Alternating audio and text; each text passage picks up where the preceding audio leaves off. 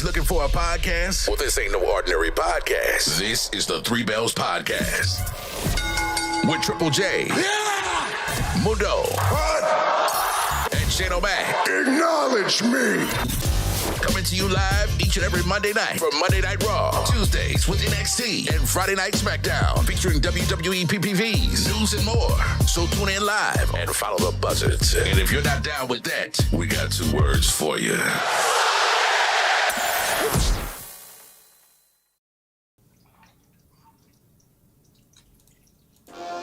Yeah. Hey.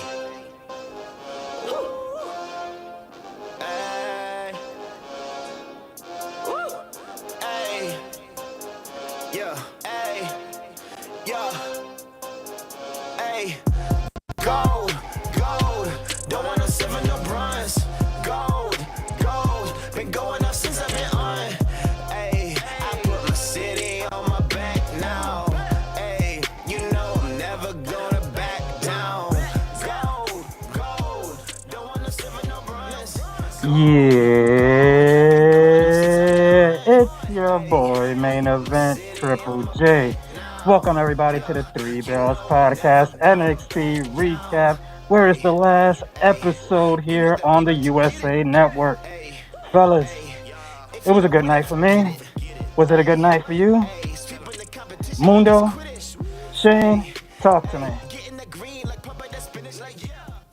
Say his name and he appears. Yeah! What's up, everybody? You know what time it is. Yeah. Drop it. What's good, Three Bells Podcast? It's your boy Mundo, aka Mr. AKA The What? And it is Tuesday. It is NXT Tuesday, the final Tuesday on USA Network for the NXT brand. Did they bring it tonight? We got some questions. We got to answer. Oh, man. Shane O'Mac, my brother, how you feeling tonight? What's up? Here comes the money. Here we go. What's good, everybody? It's me, your homie Shane O'Mac, coming to you live from the East New York section of the Three Bells Podcast table. Happy Tuesday, everyone. Happy NXT Tuesday. And it's the final NXT on USA Network before their big, huge premiere on CW11. We have a lot to talk about, so let's get it, fellas. If you're ready, I'm ready. Shane, can you do us the honors? Because Jay, you asked for it because you're ready. Mundo doesn't ask for it because he's always ready. And I know all of you out there are ready, so let's do it. Let's get it, for this is Three Bells Podcast, everybody. Yes, sir. Yeet. Thank you, Shane. Thank you very much. Still off that high from last night, but fellas, we start off this episode straight up into our first match of the night. It was unbelievable to actually get that. We didn't get nothing else but just the match. And we have the North American Women's Championship match featuring our champion, Kalani Jordan, versus Ren Sinclair from the NQCC. Ooh, this one was building up based off of last week's slap. Mundo, Shane, talk to me. Wow, what a build up from last week's slap. Like, goddamn, you get a championship match for just slapping somebody in the face and running away. That's crazy. That's insane. And was this match insane? I don't know.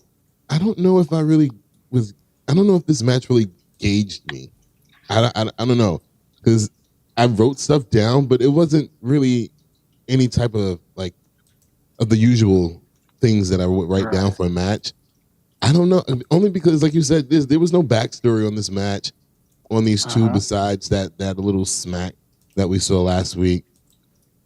But yeah, Lonnie tried to give her a receipt for that when she slapped her back, but the slap got no pop because you ain't hear nothing. You seen it, but you ain't hear nothing. So I was like, okay, that was flat. That wasn't a good sign to start off the match. But yeah. I mean, I really don't even know what to say about this match, guys. I really was not impressed with this match whatsoever. It was a little clanky. I wrote in my notes, it said some moves are a tad bit sloppy but manageable to get through the match. But this shit was kind of really like clanky and just like, So I was just saying, maybe we should have got a high to everybody coming into the arena before we just started off with this damn match, because I don't even want to read off what I wrote because it probably wouldn't even make any sense. But shout outs for Lani for keeping her championship. But ladies, I was not impressed with this match whatsoever. You should have maybe rehearsed a little bit more, Sean. Maybe you should have gave them the main event slot so they can practice a little bit more. It was a championship match, for God's sake. But Shane, maybe you can do better than I can, because I'm just. Hey, before I give my thoughts, we should have started. Before we started this, we should have gave shout outs to our chats. Our chats to our homegirl Spotlight. Oh, look. She says, showing the Three Bells podcast some love. Ding, ding, ding. Acknowledging LaJuan as well. Well, we don't know if LaJuan is even here yet. He usually says what's up first. But thank you, Spotlight. Spotlight.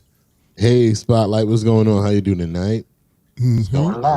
She says she works odd hours, but will be able to stay awake after Thursday. CEO.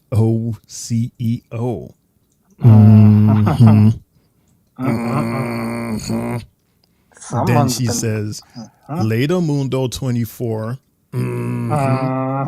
That is not even my name on here. That's the stereo name. All right, you her stereo boo. Shane O'Mac and Triple J, good night. And she also adds by saying, about to clock out with my girls out, haha. I know TMI bit for real. Have a great podcast as always. Thank you so much, Spotlight. See, you made her so comfortable. She's just telling us everything that she's about to do and has done and want to do. Because you made her so comfortable. I've made her. I have, or we. This ain't my show. You, Mr. CEO. Yeah. I mean, that's the song. The song goes CEO. CEO. That's how the song goes. She called you by your government number, Mundo 24. I'm just saying. My government number. Okay. Your government number. Anyway, we love you, Spotlight. Hope all is well. Hope you're doing okay. And yeah, get your rest. And hopefully we'll see and hear from you on Friday. Yeah, it's good to hear from you. Yeah. So, Mr. Mundo 24, about this match number 1. Yeah. I think the reason why this match didn't have oomph is because of the reason as to how it came about. You're telling me that as the champion was being interviewed, you just step up to her and say, I got to prove myself. I got to do something to prove myself. And then out of nowhere, you just slap someone straight across their face. And the very next week, you get a title match. Like, that's some shit.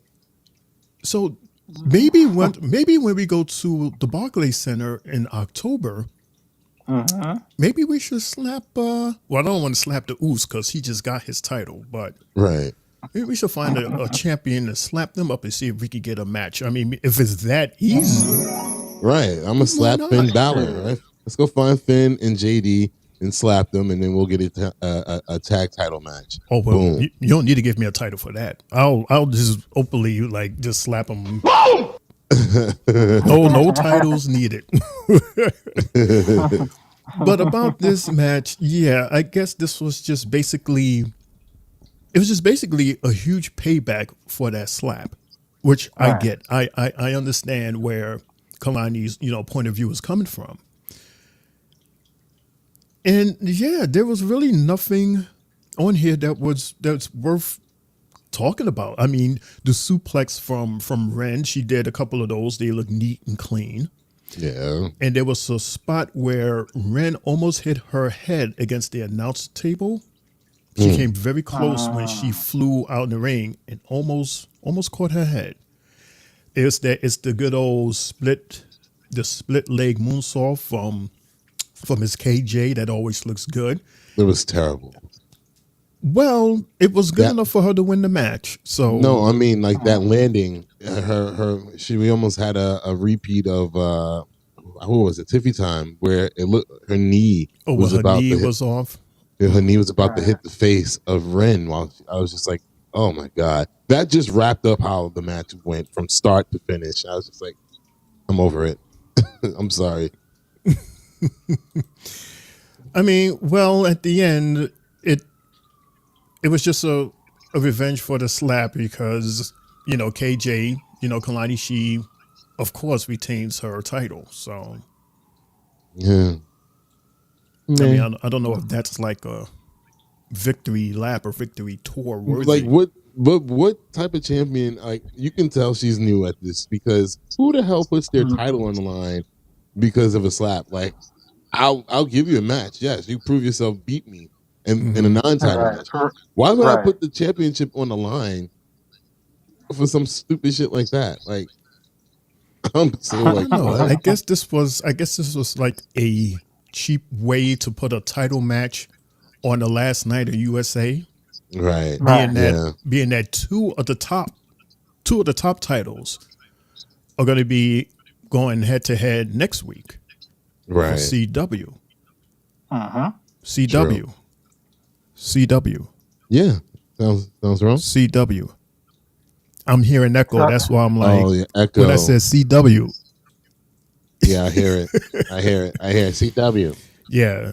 There's a lot of empty air in Jay's hat, which is why we're getting all of that echo because we've already established that it's not me. So the only sound that you're hearing from my mic is my water fountain, which everybody apparently loves. Just why I keep it on. Yes, but yeah, that's Jay. Yeah, I apologize for CW. Yeah, Jay. Pretty much. That's yeah. That's all I have to say about this match. Don't have to. That was the bathroom match. It was like, I could go to the bathroom during this damn. The first match. I was cooking. I literally was like, let me go finish cooking my damn pork chops because I'm like, this is Because, bro, that's like, honestly, what I was feeling about this, I was like, nah. They needed to spice it up. It wasn't your typical first match at all. No. Like normally when we get normally on NXT nights, our first match is usually like the match that's like, when you lighten up a fucking match, like yeah, it's supposed to be all out, but it really it didn't have that. They stumbled to start the match. Start the show, and it kind of carried it. Honestly, in my opinion, for it to be the end of the narrow and the USA, it kind of carried throughout the whole rest of the show. It was just like kind of clinky, but we'll talk more about it. Because like what I got was basically both mid-card titles, like respectively, like Intercontinental for the men, and then we got Kalani Jordan for the women defending her title. It was like, I'm looking at it as these mid-card champions are not defending on, like a main PLE or next week with the premiere on the CW. So maybe this is a way that they go about it as far as with these mid-card titles as well. And I kind of agree with what Shane said. It was just a cheap way to have a championship match on the last episode of USA because you got the mid-title being defended on one of those important shows. But the North American Championship is going to be defended on one of those shows. I forgot. But I think, because they don't have any other title. There's nothing else. They don't have tag team championships for the women. So that was pretty much it. Nope. That North American, that's going to be the following week, right? Where they're in, what's that, St. Louis? I'm so confused because one week we're talking about next week, and the next week we're talking about 2 weeks from now. I'm like, God, and I'm looking at my calendar, and I'm like, wait a minute. So we have one more in USA, but no, they said no, this is the last one. Yeah. And then this and this is happening in Chicago. So I'm like, oh, so Chicago is next week. And then the big Randy Orton episode is the following week. Okay. But it's just like, it's so much because you're talking about like 10 matches and then keep going back and forth. Well, this is next week, then there's 2 weeks from then, and it's next week, and that's next week, then 2 weeks, 2 weeks, 2 weeks, 2 weeks. Randy, CM Punk. I'm like, all right, it's an overload. But maybe that's what it is. I'm information overload from tonight, and I'm just like, I don't even know how to even judge the show from tonight. Well, if you don't know how to feel, let's go into the next segment because we see Trick Williams talking CW as well as HBK. After that, we get Ethan Page as well being interviewed. Talk to us. I do believe we can join them on that. NXT Good press evening, conference. everyone. We appreciate you being here for the NXT press conference. Now, who has the first question for the NXT champion, Ethan Page? Ethan, are you feeling any pressure heading into the launch of NXT on the CW as NXT champion? Pressure certainly comes with the territory of holding the most prestigious prize in NXT. I mean, I've always dreamed of being a main eventer, the face of a company, to completely carry a brand on my back. And I'm currently doing it, and doing it very, very well. But what separates me from everybody else is how I handle that pressure. And this is one of the most stacked rosters in professional wrestling, and yet here I am, a cut above. Next. Interesting. What would you say is one thing your opponent Trick does well in the ring? Well, he's a former NXT champion, so kudos to him. And to be able to accomplish that in 3 years in professional wrestling, I mean, the man's very resilient, but I don't think resiliency is going to help him capture back my NXT championship. I got time for one more. Who's got it? No, that's right. Go ahead. How big of a factor will CM Punk be as special guest referee? I don't think he's going to be a factor at all. Actually, I will personally guarantee that. And now we've all reached the end of your time with the NXT champion, and I'm going to go give just a smidge of my time to CM Punk, who's here tonight, to make sure that he is a non-factor. Okay. You're welcome. The champ is leaving. CM Punk in the Sarah. building. Thanks so much to our NXT champion, who has a You're huge welcome. title defense. Ooh. You know, Mundo and Jay, we just witnessed someone that at the same time gave compliments, and I don't know, like he gave a compliment and then it's like almost like a backhanded compliment because he gave the compliments and then right after that he spoke highly of himself.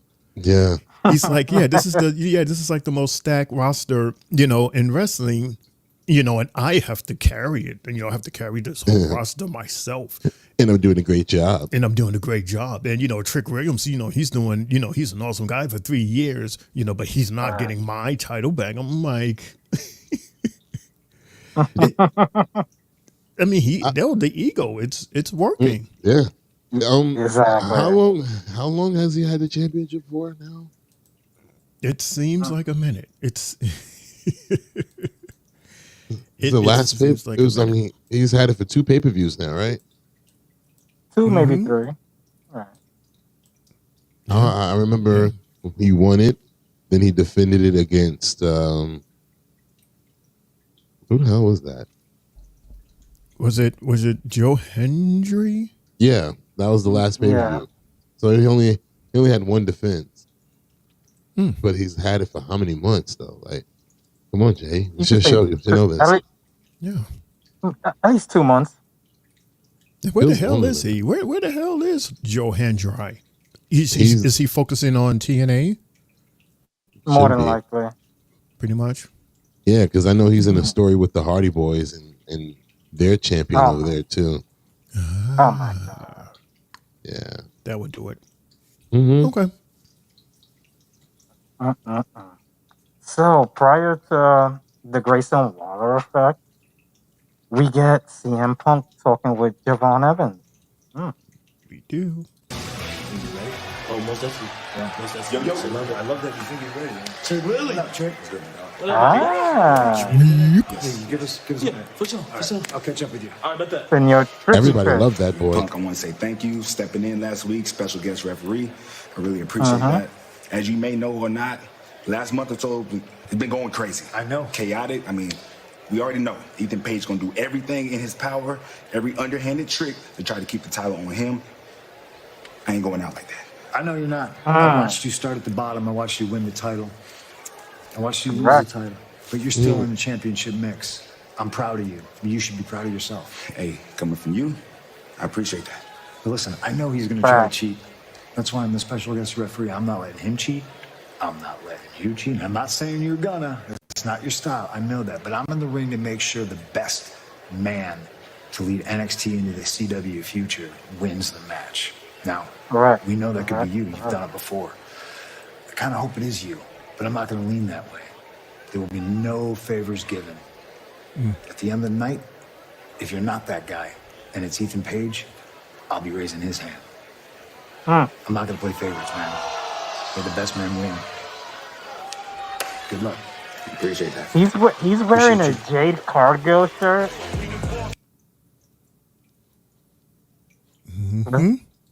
Oh my god. Okay. Oh, we're going straight into the Grayson Waller effect? Yes, sir. The Grayson Waller effect. Well, at least they acknowledge Theory this time, and he has a chair. Special edition of the Grayson Waller effect. Oi, that is so cringe. I couldn't care less about you guys. I can't wait to leave. Oh, dang. Back where it all started, the last night of NXT on the USA Network, and they brought out the big guns, like. Hey, the big gun. Hey, yeah, okay. Cut the booing. Okay. Cut the booing. Cut it. All of you are looking at the greatest graduates in NXT history. What? Is that true, Jay? Hey, make I a don't boo think sound so. if you're trash. No. Roman Reigns. Well, anyway, I am a two-time United States champion, Mr. Money in the Bank, the man that beat John Cena at WrestleMania. What about you? Speaking of WrestleMania, we're the two men that took down the tag team championships at the biggest WrestleMania of all time. We're the two men that WWE built an entire PLE around in Australia. And we could keep going, but let's talk to our opponents in 2 weeks. The NXT Tag Team Champions, two great in-ring competitors, two men who are very fast. Very fast. One man looks like Kurt Cobain, the other's a Power Ranger.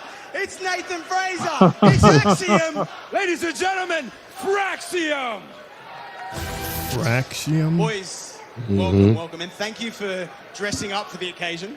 But hey, I hope you don't take any offense at some of the jokes we've made, because I can't speak for Austin, but you know what?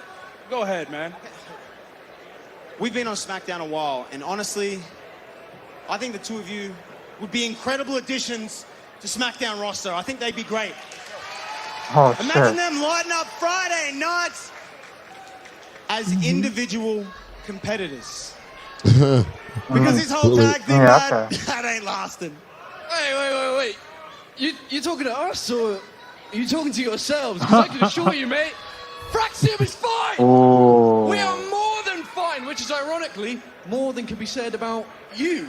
Because we watch SmackDown every single week, and we can't wait to see which one is going to backstab the other one first. Yeah, or who's going to blame who? I mean, come on, boys. Hey, there's no need in hearing all this unnecessary stuff. Axiom's voice is hilarious. Because the thing is me and my boy are solid. We run things, we put it down. But I just can't believe how vile the things coming out of your mouths are. It's very disrespectful. Obviously, the standards have dropped around here. Thanks a lot, Shawn Michaels. But hey, the truth is, no one wants A-Town Down Under to break up. Nobody. But in 2 weeks, when we beat you, Fraxium is done, mate. Everyone knows it. Even the NXT universe knows it. 2 weeks. But that's St. Louis. Yes. But yeah. Boys, it's a good thing. It's a blessing, because I think you're better as singles wrestlers. Don't you think, Theory? Yes! I mean, think about it. Nathan Frazier, when he climbs to the top, he can do his flippity-doo-da-doo thing. Oh, dude, the flippity-doo-da thing is so sick. What about Axiom? How he does the springboard 630 Spanish pretzel. It's one of the Quédate callas un poco. Why don't you stop making up moves? And we go back to reality, shall we? I've heard you like history, so how about this? The Wolf Dogs. It counts. MSK. Chase U. Listen, we didn't plan this, but somehow, some way, we became the Grim Reapers of NXT Tag Team Division. Maybe it's his mask that's making him sound like that, because Jay sounds different when he has his mask on. He sounds like a voiceover. In St. Louis, Jay sounds like a voiceover. Down, 6 Yes, I do. under. See? He sounds like he's talking on a walkie-talkie. Yeah. You know, that sounded real nice. It sounded real smooth. But I'll tell you what. Let me remind you two who we are. Each and every Friday, it doesn't matter if it's a Hall of Famer, a legend, or a world champ. Bring them on, because we put them down. And we ain't saying that you two aren't impressive, because you both are impressive. But just remember, there are levels to this game. All right, you better speak your shit, Theory. There are levels to this game. And I understand that you guys move 1,000,000 miles an hour, and every week here on NXT, you put on banger after banger. But people have to remember that me and Austin Theory have been performing under the brightest lights on the grandest stages. And not only do we hang, we show that we belong. So you're welcome. In 2 weeks, we're going to give you the rub. Well, at least But we're Austin going to take does. those titles too. And then you'll find out that that is the Grayson Waller effect. Ooh. Effect. I do have a question, though. Hey, what? Why is it just the Grayson Waller effect? I knew that was coming. Shouldn't it be the Grayson Waller and Austin Theory effect? Time for the mind games. What you gonna do, Austin? You know, that is a good idea. It is a good idea. Oh, no, hey. It was called the Grayson Waller effect before we were even teaming together. I had to get the trademarks done. Bro, my face isn't even there. I know it's not, but the problem is My name's not even on it's the already thing. done. What do you mean? Oh, boy. My name's And not Grayson even on makes the sense thing. too. Oh, just cold cap him. It's starting to break down. Yo, that was a quick one. Waller didn't like the way that conversation Wow, just cold cap him. Master plan, man. And took But- his back. But they did it again. They got them to argue. For a second. The new NXT. Yeah. Well, A it quick would have probably second. been longer if Grayson didn't sucker punch this dude to get out of that argument. Yeah, that's why he knew did it. He knew what he was doing. That's why he knew exactly what he's doing. He always does that. Every time when a point is made and a question is asked, he doesn't answer the question, and he does something like that. He'll sucker punch somebody or deflect from the question. Yeah. So He's like, yeah. Real quick. that's how he did it, Jay. I don't think he gave him an uppercut. He didn't give gave him an uppercut. It was no. more like a hook. A side hook. Yeah. Come on, Jay. An uppercut? Were you laying down doing this promo? He said, he said laying down. Wait, that's an uppercut. No, That's an uppercut, Mr. Popeye. He hit him. He hit him from the side. Do we give him? Does he get a womp womp? Let me stop. I'll be nice. Yeah. Give him a minute. Give him a minute. Yeah. We've been womp womp free for a while. Yeah, I haven't had a womp womp since last Monday. Last Monday or Tuesday. Yeah. Still early, so still early. They got a lot of promos, so just like this one Promos. here, Jay. Your got boy Oro. Oro and Mr. King. Babe, you have to be a little bit on the lookout because the Lulu King likes to walk around a little bit. Lulu King. You know what? I could have attacked you just now. Wish you would. You know what? I come in peace. This was earlier today, Mundo. I come Yeah. after you, and we're just going to go down the Metaphor. same road you and Ethan Page went. So, I don't want that. Dude, I thought long and hard about this. I agonized over your situation. And I realized that it's a lot more than just anger for you, isn't it? It's got to be your deep-seated trauma based on your issues with your father. My guy, I told Why you is to he be careful. being Dude, so take nice? it from me, man. I know what it's His like beard is to have to awesome. go through life without someone to lean on for guidance. And I think that's why you always look to Shane, you violence. should do that. My guy, trust me, you don't The know what hell I violence is. will. Dude, I'm not just saying this to upset you. And I know it's tough to hear, but you did Like not the third have a person good that said that I should do relationship with your something. One Okay. person said And I should look, cut it mine off. wasn't Another one around said I should dye at it all. black. I'm But keeping if it he like was this. here, he would want Black? me to be the bigger man. See that? I'm keeping it You know like what? that. Mm-hmm. Tonight, It's the the best signature. man win.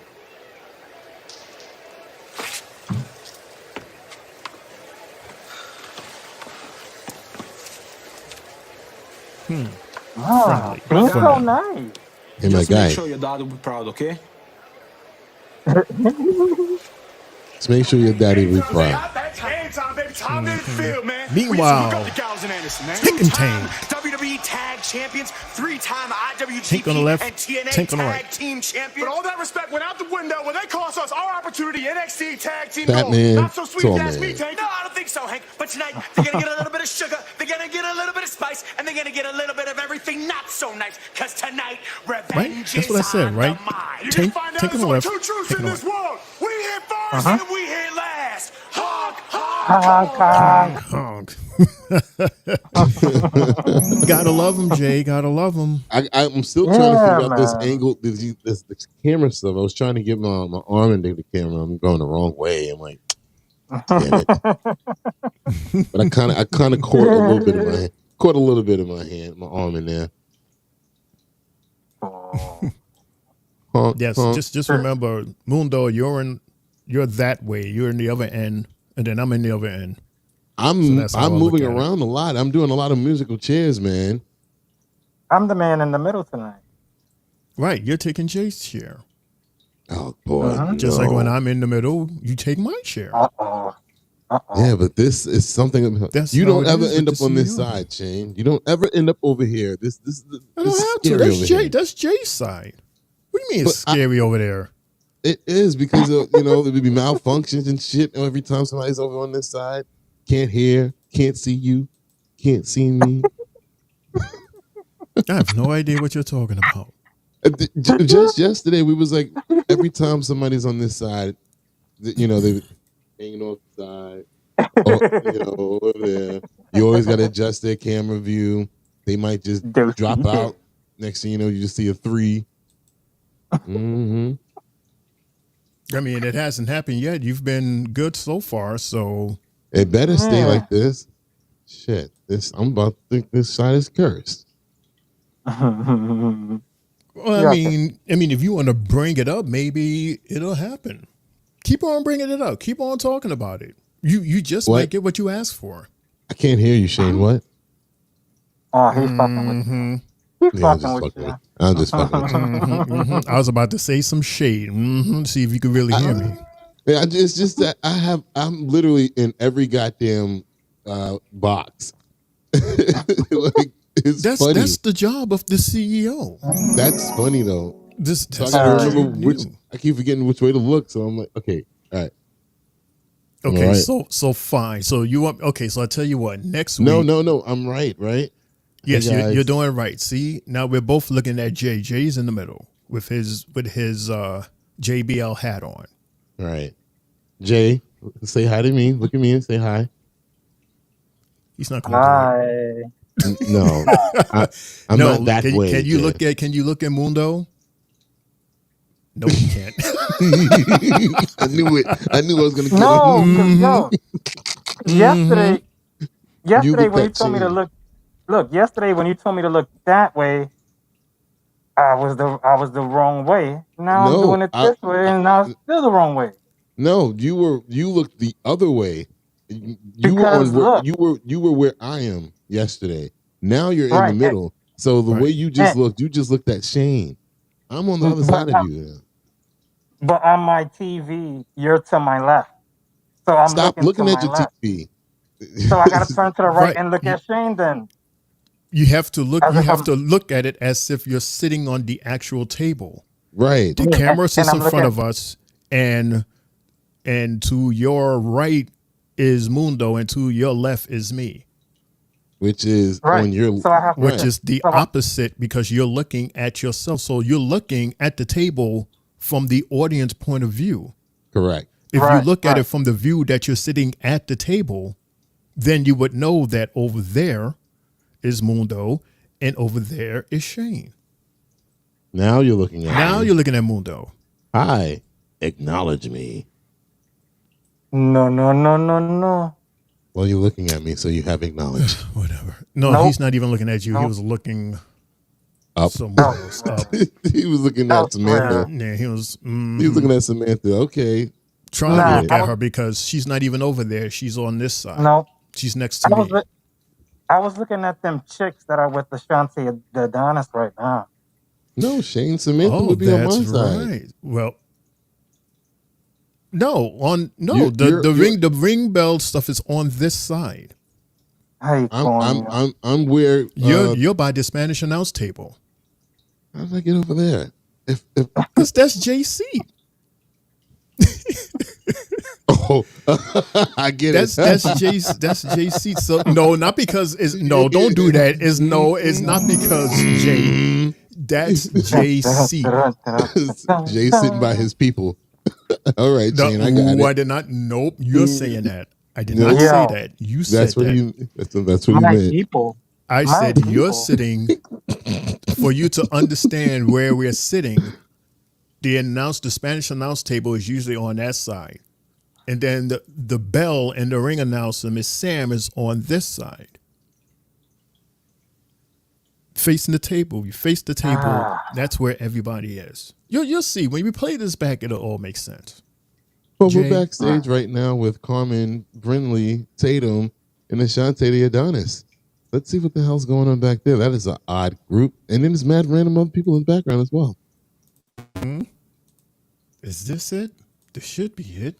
Let's see if this is it. See, something had happened, and what happened? Ooh. Okay, here we go. Ashante Dennis? Yes, but who's that girl in the front row? I don't know. Huh. Well, who's getting the rose tonight? Is it you? Oh, Ugh, this wannabe whore. I see you're in this rose thing still, huh? Well, wouldn't you like to? Even though it cost you your match last week? Brinley, that's a little harsh. Holding that You know what, same Brindley? rose. You wasn't getting the rose anyway. Okay. Oh. Ooh, freak. Me too. Girl, you don't scare me. Wow. You excite me. My heart belongs to somebody else. Maybe Oh. Okay, you trying to holler at a But shorty with honestly- scissors? me too. Lyra. Rose don't happen twice. You know what? At this point, Anyways, Mundo, it probably warm-up is. time? Tag match? Yeah, high knees. Let's do it. Mhm. You know, after she said that, Mhm. I thought about your theory, and I said, you know what? Maybe you're right. Maybe you're right. I've been said this from day one with them two. I mean, That's hey, nice. It's It's possible. nice. It's nice. HLA. It was a thing. It used to be a thing, right? Eric Bischoff would be happy right now. Oh, yeah. But what's up with Carmen and her little looks at Ashante though? She probably wanted the rose. Mm-hmm. She was a little jealous and like some trick. Who was that chick that got it in the audience last week? Literally some random chicken. I thought she would have been.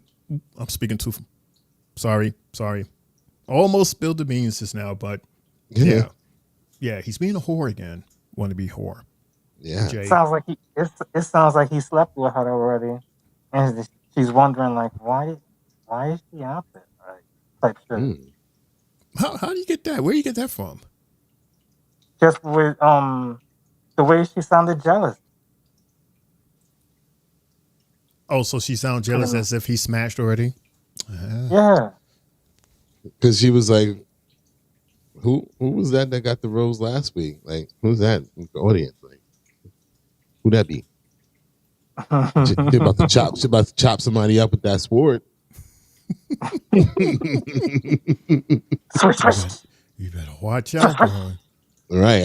You don't want to mess with chicks like that. They will cut you. I was about to say, you might want to stand clear. Stand clear of a chick with a sword. Like, you don't want to do that by her. At all. That's suicide there. At all. Right. And she be swinging that. She be swinging that thing. Swinging it. She's swinging it. And it looks sexy as hell from far away. Yeah. Far away. Very far away. Mm-hmm. Yeesh, Jay. Yeah. So we got our second match of the night. We got Hank and Tank versus Gallus and Anderson. Gallows and Anderson. The good bro.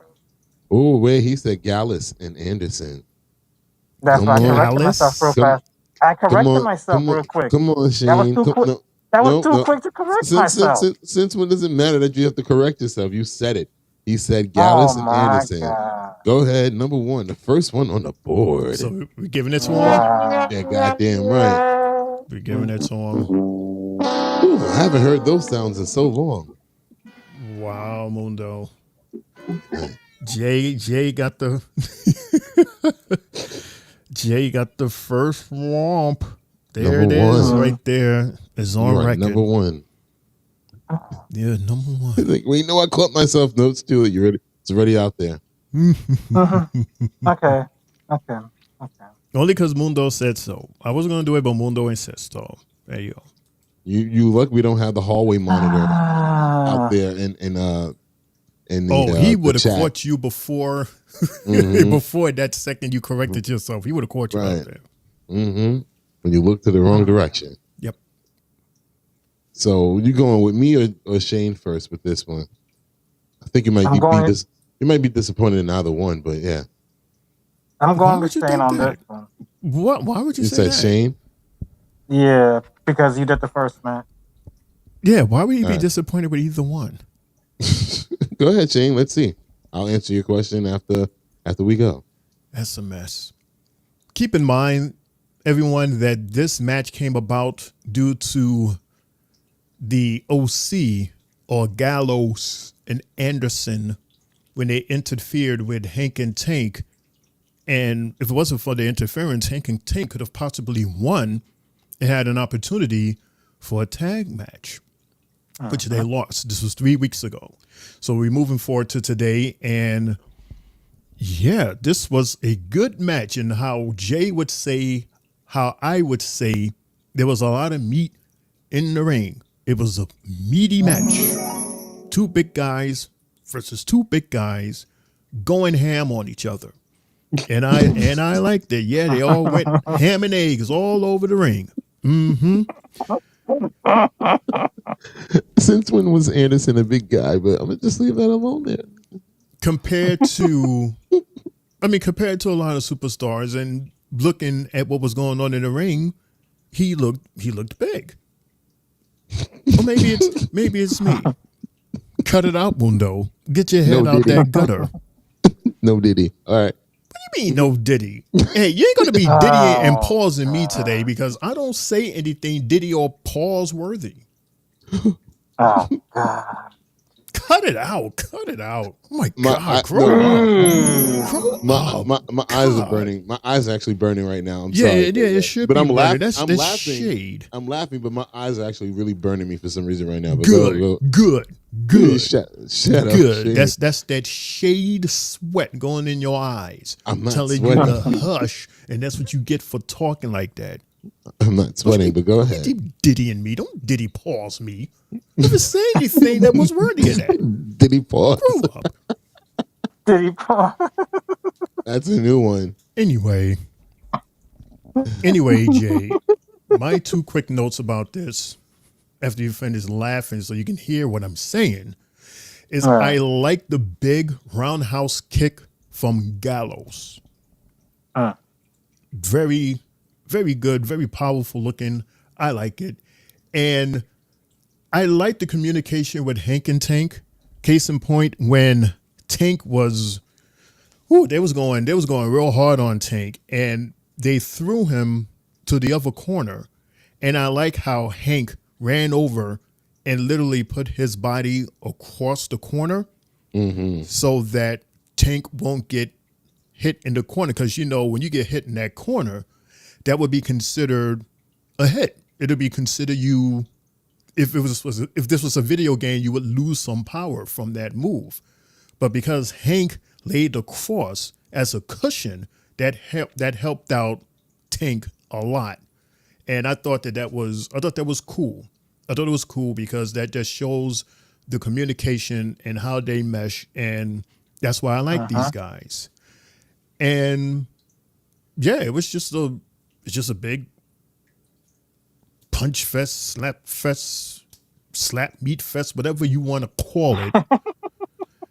But at the end, and this is what I like how Hank and Tank won over the OC, because this is a big win for them.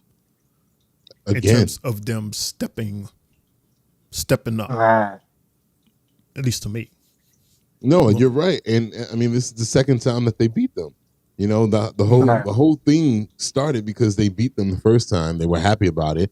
And then the OC decides to, you know, go stick their nose in their business and cost them a chance at the tag titles. And now here we are with part 2. And they get beat again. Yeah.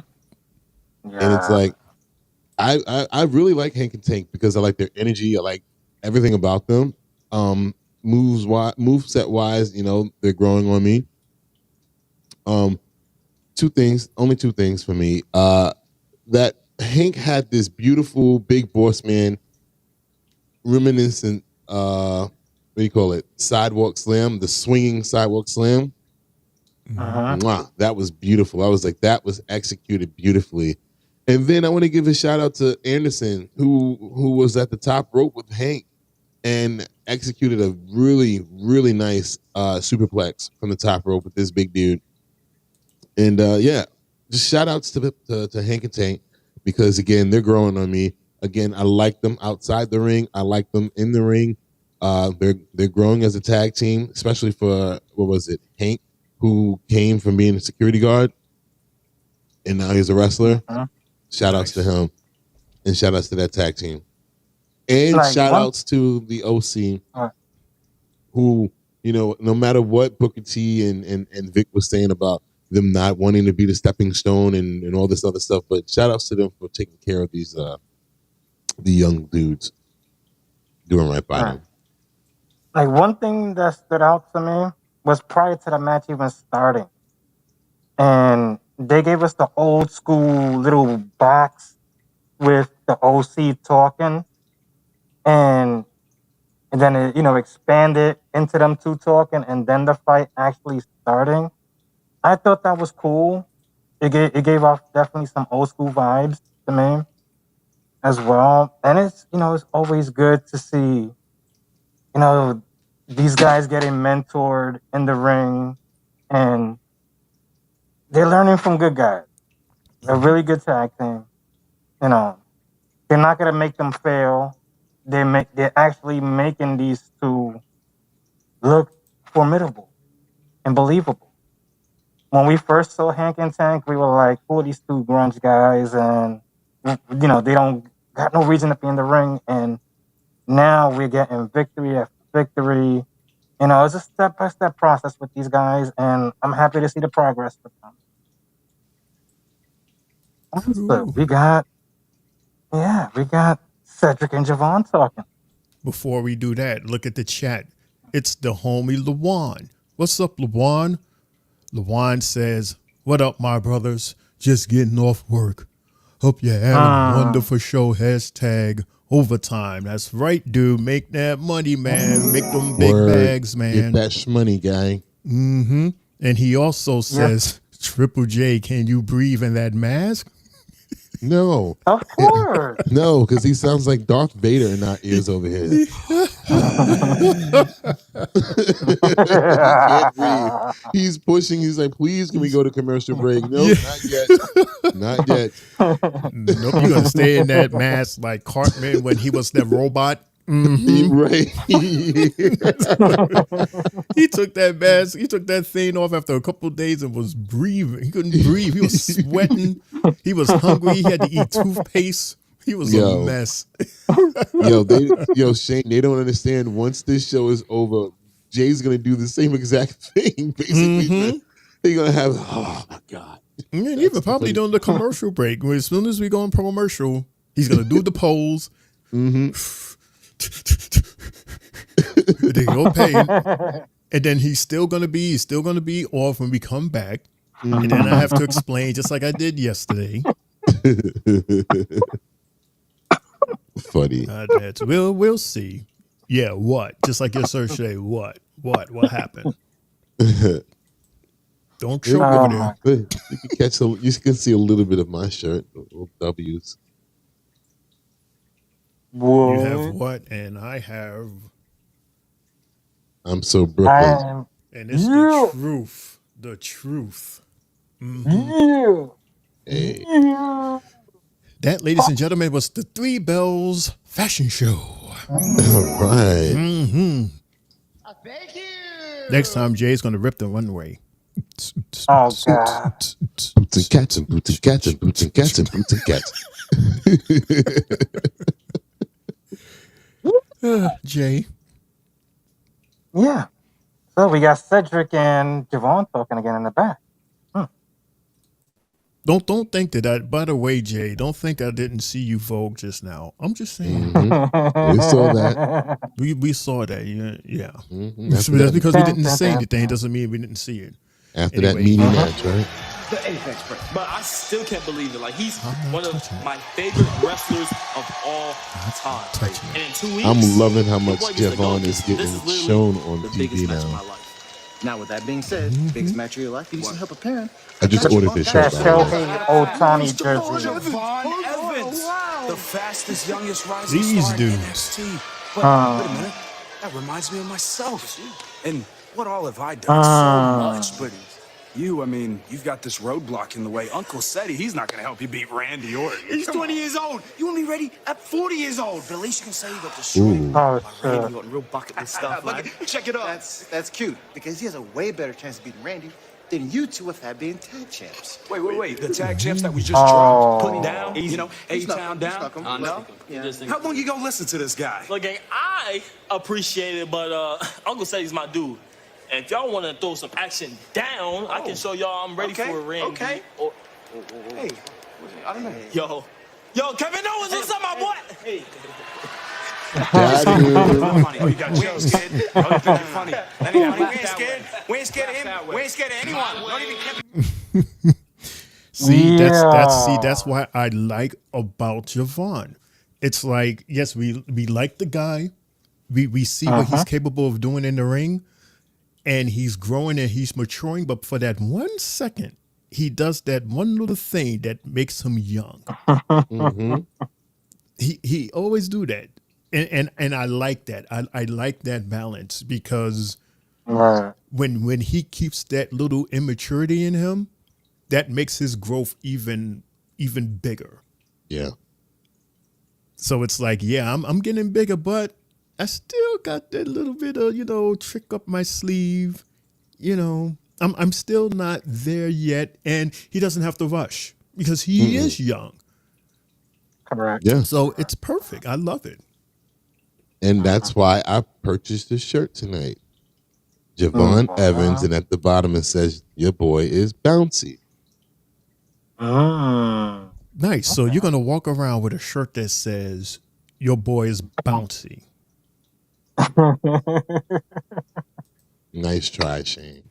I'm just saying, nice for those who don't, that is not attached to wrestling, they're not gonna see that the way we see it. They're gonna say, "Oh, you're bouncy boy." Okay. You can keep a straight face all you want to. No. Watch. Wear the shirt. Wear that shirt at a I will wear that non-wrestling shirt. event, or wear it with people who don't watch wrestling and see if they get it. Okay.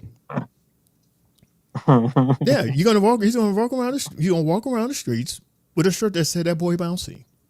It's gonna say Javon Evans and it has a picture of him, and then it says your boy is bouncy. What the hell? What's wrong with you? It's not like me wearing a shirt that says "Big Meaty Men." Like no, no. This is a big difference. No. First of all, there's no shirt out there that says "Big Meaty Man," is it? And secondly, no, Jay, do not give me that shirt for my birthday or Christmas. You know what Shane likes. Big meaty man. Because that's what Shane likes. Yeah. Oh man.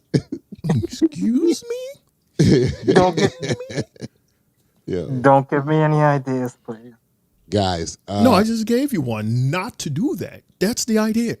Don't do it. I know we have match number 3 coming up, but I really, really need a commercial break because my eyes are really, really killing me right now. So I don't know what happened, but I can barely see. That's shade. What? You don't see my eyes right now? I look crazy. We were hour in, so let's go. We're hour in, just about. Yeah, you look like you've been at Jay's window. Exactly. But Jay, if it's okay, we'll take a commercial. Did it? All right, we'll be right back for more 3 Bells after this.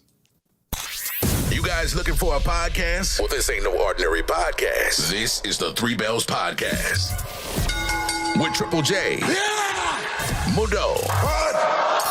And Shane O'Mac. Acknowledge me. Coming to you live each and every Monday night from Monday Night Raw, Tuesdays with NXT, and Friday Night SmackDown, featuring WWE PPVs, news, and more. So tune in live and follow the buzzards. And if you're not down with that, we got 2 words for you.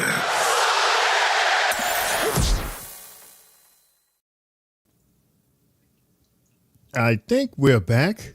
Are we back? I got this little 3 Bells. We're back. We're back. Yo, we're back. we're back. I had to show our vintage, the still of us sitting at the table to make sure that the moving 3 Bells are ready. But yeah, Jay. Hi, Jay. Yeah. Hi, Mundo. Hi, everybody. Hola. 3 Bells Podcast. Please like this video. Subscribe to our YouTube page. For we're on here 3 times a week, sometimes 4 or 5, depending on the PLEs during the weekend. Right, Jay? Yes, sir. Yes, sir. We got match number. What? Your eyes look kind of really low. Really, really low. What do you mean how they look? How you feel? I don't care. You okay? You have eyes. What do you want us to say that you? Well, I can't see because the phone is so far away from me, so I can't tell. But I just knew. I'm looking at you looking at you on my TV. Your eyes are low, but they're good. They're good. All right. We're gonna have to manage. I know what he wants. He wants me to say. Your eyes look very sexy. It's like Barry White eyes. What? Yeah. What the fuck are Barry White eyes? Barry White eyes, big meaty men. Oh yeah, it's one of those kind of nights. Mm-hmm.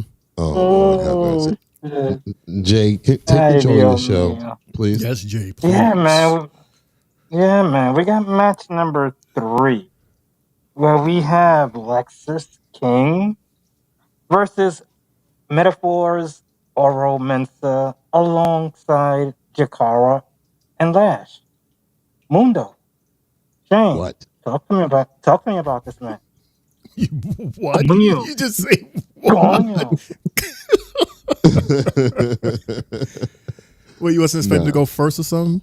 No. I was just being funny. But yeah. This was another. I'm sorry, guys. I told y'all. I really don't know how to judge this show tonight because it was just really, to me, just really clanky and weird and odd, and just it started off just like that first match just started off the night to me. And this match right here, I didn't get the point of it. I understand, the back story ish, but they already had a match, and I get it. I guess he lost. I mean, he won, meaning Lexus, by cheating. But I didn't understand the whole backstage situation that they just had. Like all of a sudden now he wants to turn over a new leaf and be good. I didn't understand that. That was Weird very weird. Right. And then the same thing in this match. All of a sudden now he wants to be a good guy because he tried to cheat to win, and he's like, wait, no, I'm not going to do it that way. I'm not going to do it like that. Nope, not at all. I'm not going to do it that way. And yeah, I mean, we had a few good combination moves by Oro. And I had another ouchie moment, guys. Here's an ouchie moment for tonight when Lexus pushed Oro off the top rope onto the floor, and I was just like, ouch. That looked bad. That looked really bad. Like, yeah. But yeah. Yeah, I was like, it was a nasty landing. And then after that, Lexus just took over the match and was just whipping Oro's ass. And I just I'm just like, again, another match where I don't have too many notes about it because I was just watching it. I'm just like, I'm watching it, but I'm not really being moved by it. And this is rare. This is something that I don't really get from NXT on a regular, where we can get it from SmackDown damn near every week. But it just did not connect with me. And then the ending was just weird as fuck too. So when Lexus had the chance to do the roll up and with the ropes and all that, but he stopped himself, and then wound up getting the same move done to him by Oro. And then Oro dipped out and was like, yep, all right now, bye-bye, I won, bye. I was just like, oh, okay. Shane, I don't know. Maybe you saw something different than I did. No, I saw everything that you saw, seen it, salted it, sauce. Yeah, everything I saw. Sauce said. Yeah, I see sauce. Yeah. And it was weird because, while Mr. King was trying to be a good guy and say, no, I'm not going to win that way, or won that way. So basically, you do what you got to do in order to win. That's the point. If that's what it takes for you to win, then you do it that way. What does that mean? That you don't want to win that way. That means you don't want to win. Now you're restricting yourself for certain moves because you don't want to do it that way, even though that would be the way to win. Especially if you're a bad guy.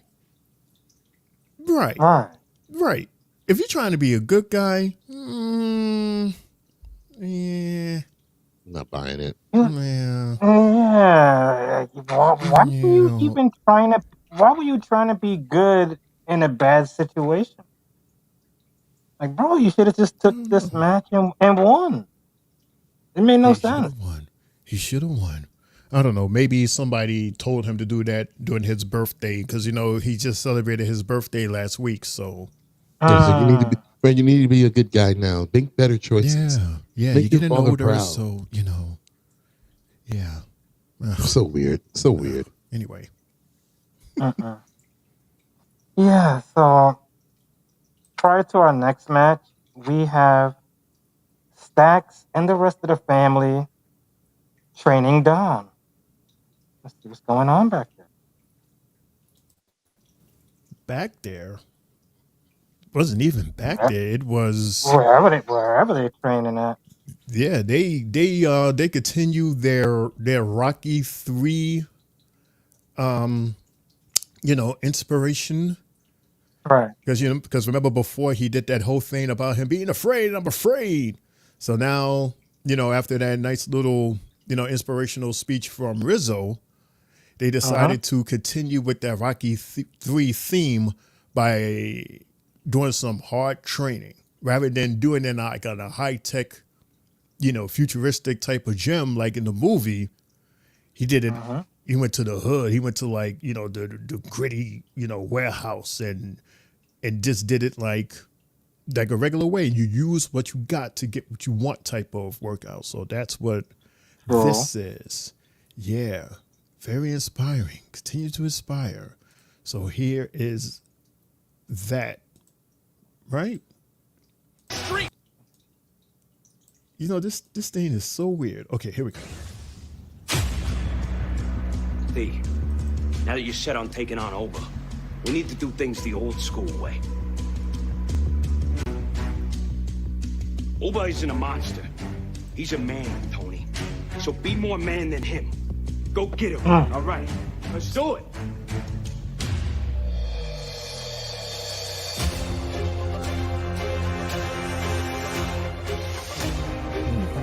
Struggling a bit.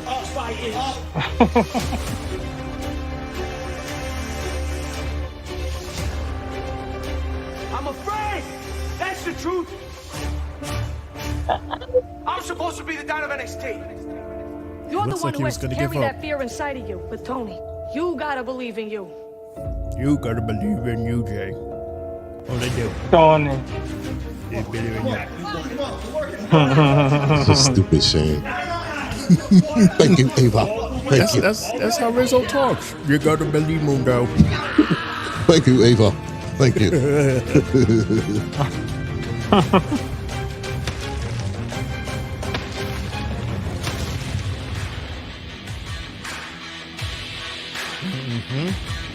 The inspirational music.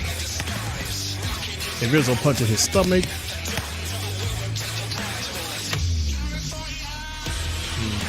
And him pushing the car with a driver inside.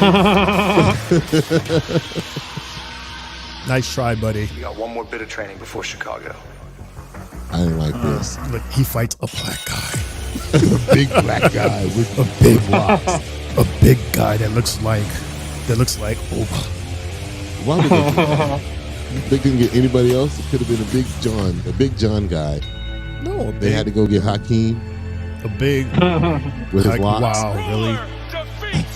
I know what I'm seeing right here.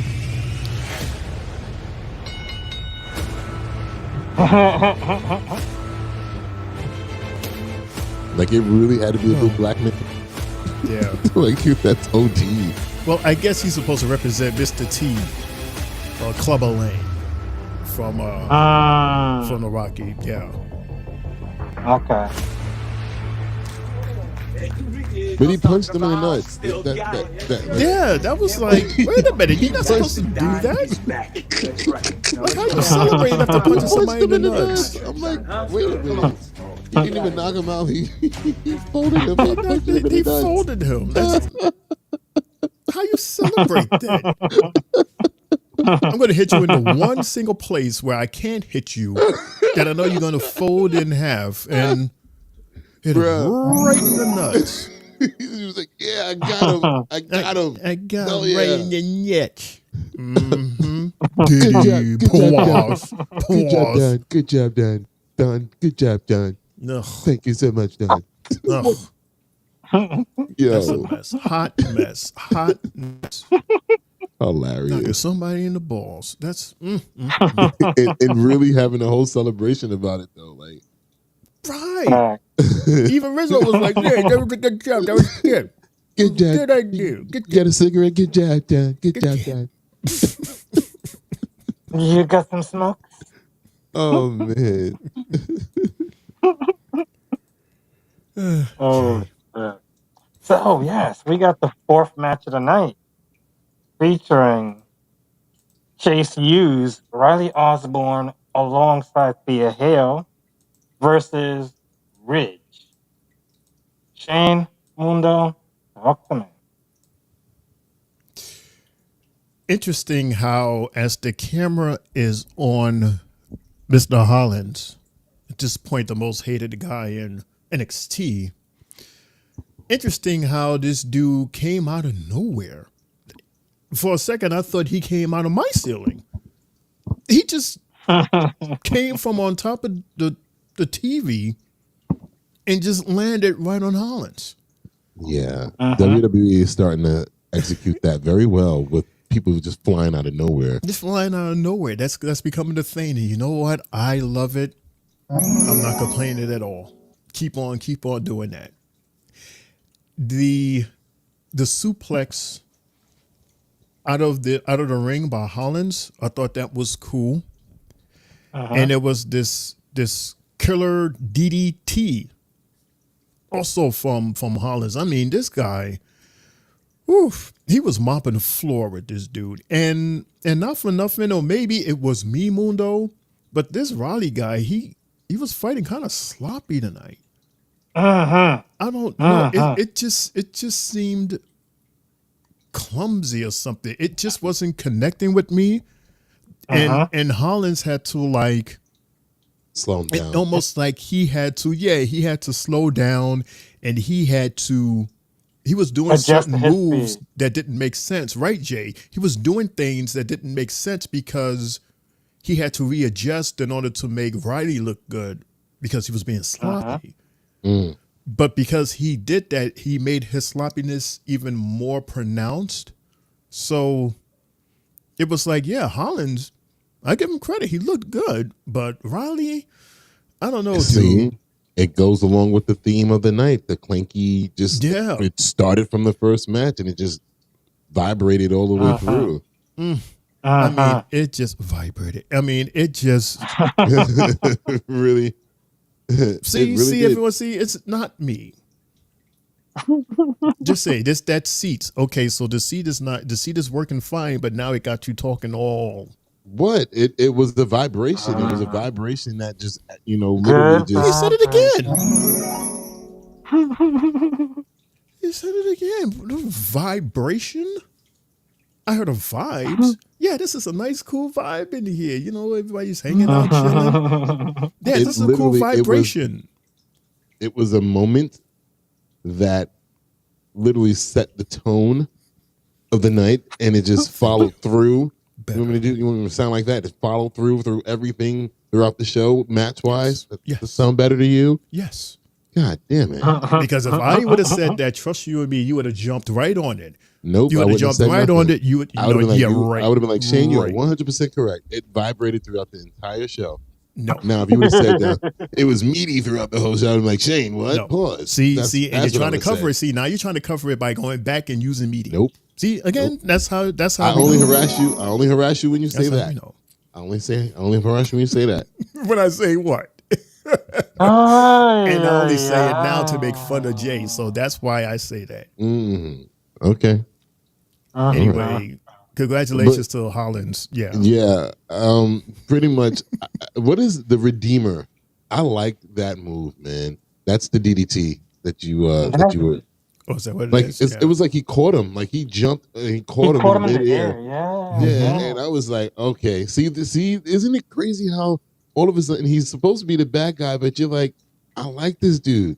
And mind you, months ago, we couldn't even have. I would have been like, skip this match months ago. Yeah. And at this point, I got to give him his props. And I'm like, I'm listening to Vic explain his reasonings. I'm not mad at him because I would be pissed off too. Like, bro, it took me 6 years to get a title here, and then we lose it the next week, basically. Because first off, you two couldn't stop these two from challenging us again, and then your dumbass got us. Like we took the L because of you. Like I get it 100%. I really, damn it. What is this? The year of agreeing with the bad guy? Feels like it, right? Like we said before, way back in our radio days, we said that a lot of times we understand why the bad guys are bad guys, why the bad people are bad people. If you look back at their history and what it is that caused them to be this way, look at one of the most evil people that we know, Darth Vader. You see his story. Right. So, we look back at all of these bad guys, Drew, we see why he's bad. Ethan Page, we see why he has his ego. Mello, we see why, he has his attitude, and it's all warrant. It's all understand.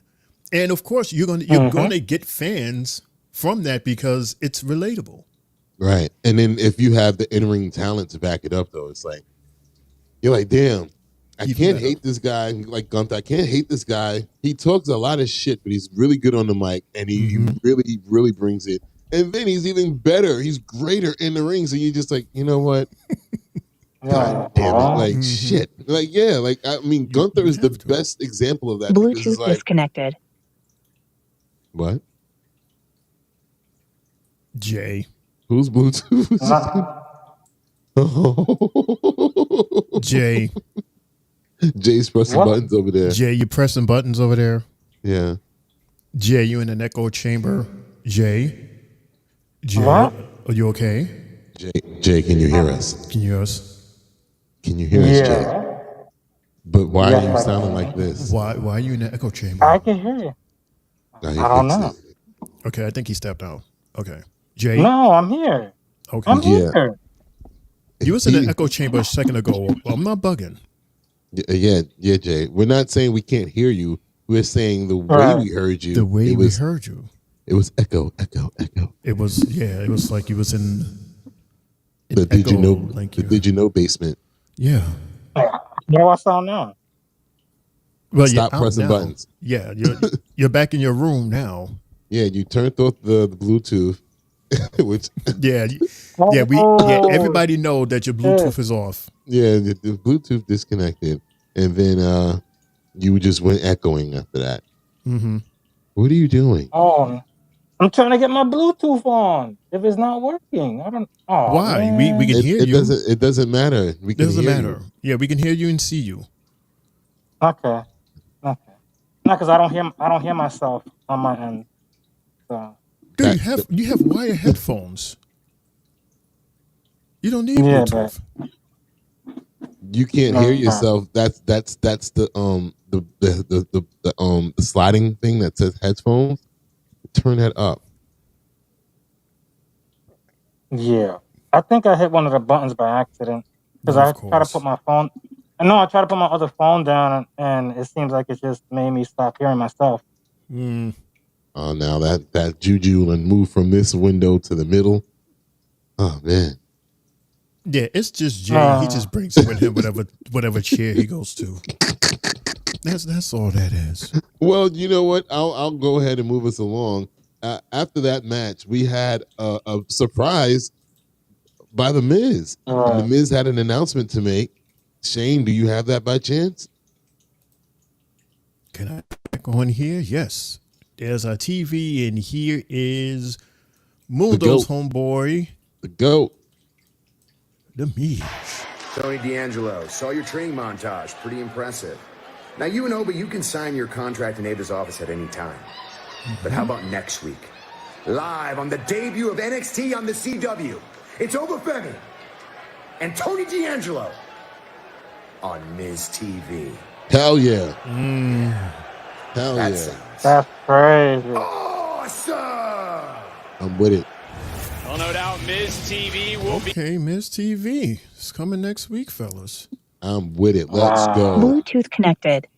The Bluetooth is now connected. Your Bluetooth is now connected. So He's now what? Still pressing buttons over there, huh? You still pressing buttons? You still pressing the goddamn buttons? That lady's very loud. Tell that lady be quiet. Yeah, gotta tell that lady be quiet. She is loud. Like she's like blowing up my Logan Paul. Right.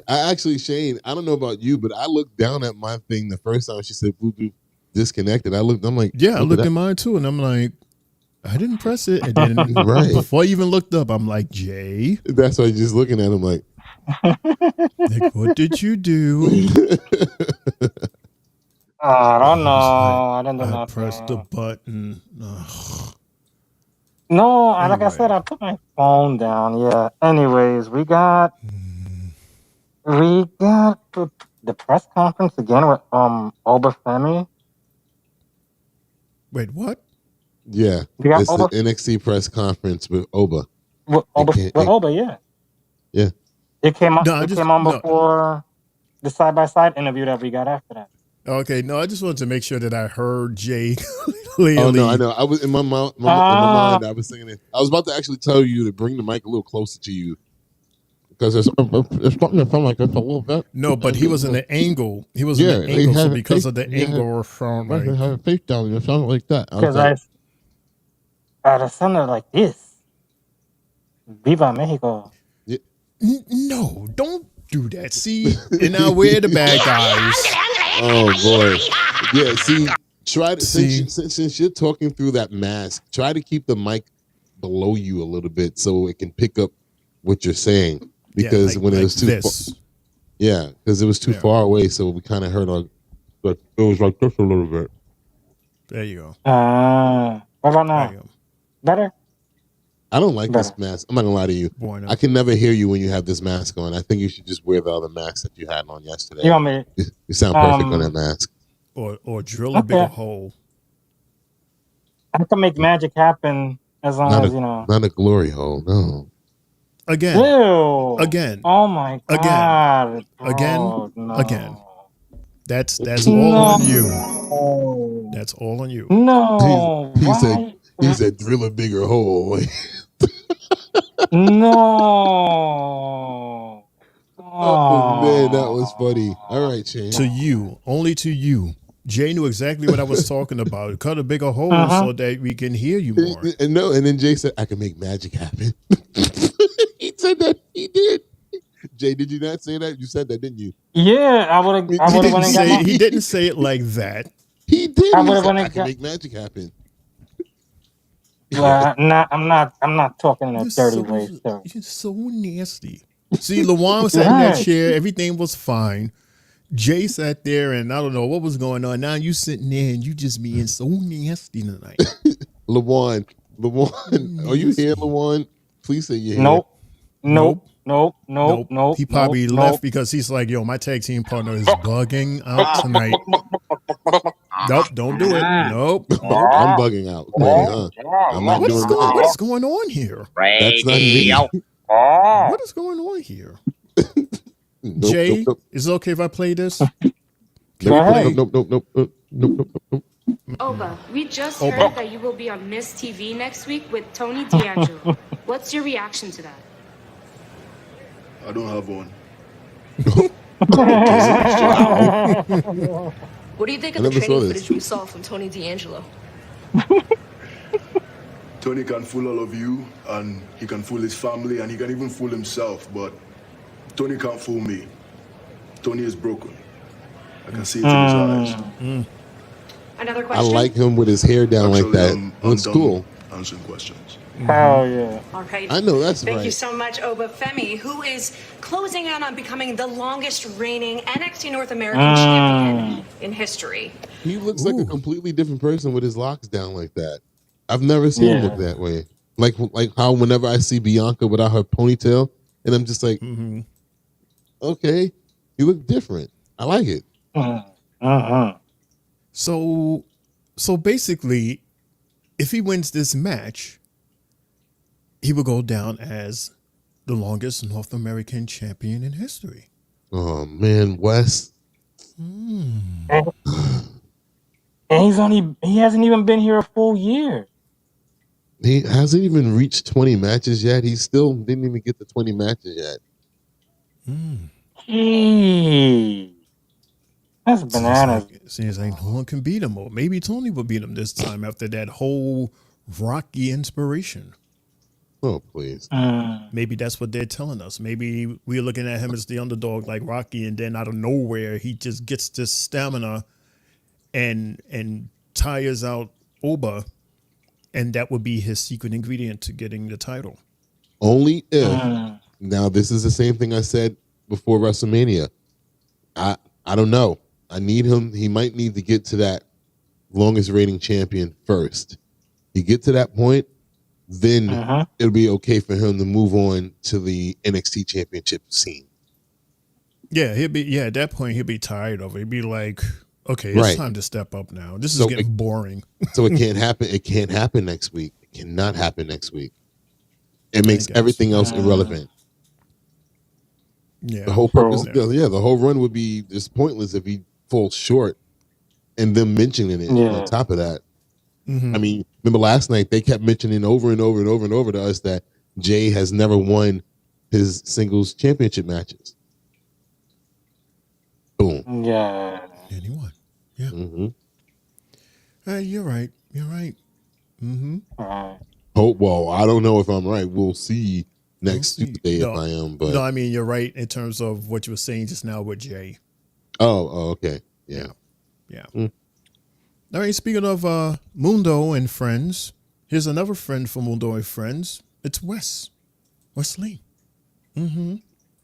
Wesley with his former bestie. Yeah, I never saw this, guys. Okay. Oh my God, bro. Oh, I can hear you, you piece of shit. Well, you trying to talk Whoa. more shit on me? Honestly, Whoa, I'd rather what not the talk hell? to you at all. But I am wondering how Trey is doing. You They flew going to out Ohio with bleep. and jumped your brother in the parking lot because you're a little bitch. But he's about to watch me beat the out of you next week. Well, what's with the separate rooms, huh? You scared? This is for your own protection. Look, it's so I do not end you before we even get to Chicago. Hold on. If memory serves me right, oh yeah, that's right. I beat the out of you at No Mercy. And this time you will not have Trey. It's going to be just like the motel in Detroit when I put your ass to the drywall when you tried to buck up to me. We both know that's not what happened. Look, stop. This is the last bit of brotherly advice that I will ever give you, so shut the up and listen. Oh my God. Next week, just make sure that Gigi doesn't watch. What did you just say? What the did you just say? Nah, Oh my God. Keep my fiance's name out of your mouth. Yo, wait. G. Yeah. I'm in the CIO right now, bitch. Come and see me. Oh. Yeah. Hold on. Yeah, ran away. Oh, are you coming here? Like right? Don't say less. Okay, on site. Yeah, where's he at? Huh? There he is.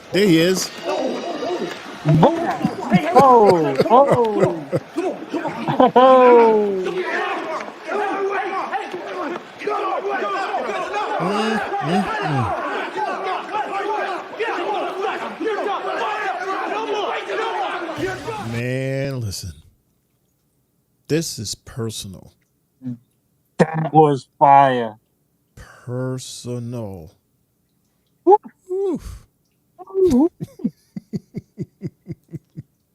Mundo, you look shell-shocked. Because I told y'all I didn't see this, and I'm just like, okay, because when they were, getting ready to go on commercial to do this, I'm like, oh, this reminds me of, what was it? It was Riddle and Seth, and there was another one. There was another one that we saw before too, when Triple H first came in charge of WWE, and they were doing that. They cursed a little bit, but they had it bleeped out. But I mean, this went next level. Like, wait a minute, hold up, what? Like, y'all just cursing it a curse now. Like, yo, shut the fuck up. Yo, keep my name out your motherfucking mouth. Like, bruh, what? I wish it was a bigger audience because we can hear the how I felt be expressed by the audience. My God. Is this a prelude to Netflix? Because I know they're not doing that on no goddamn CW. Netflix, they ain't gonna keep it out on Netflix. And mind you, this is what we asked for SmackDown to do on the last episode of SmackDown on Fox. It's like, let it all hang out. They were so corny. They were so corny. Because they would have blacked out the screen and everything. They're just like, nope. They would have just like, nope. You can't see nothing. You can't hear shit. But man. Let them. Your reaction was crazy. Definitely. Is this match a stipulation match? I can't remember.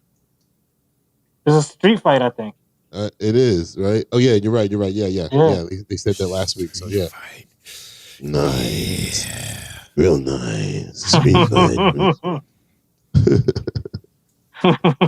I mean, a street fight between these two athletic dudes is going to be something amazing.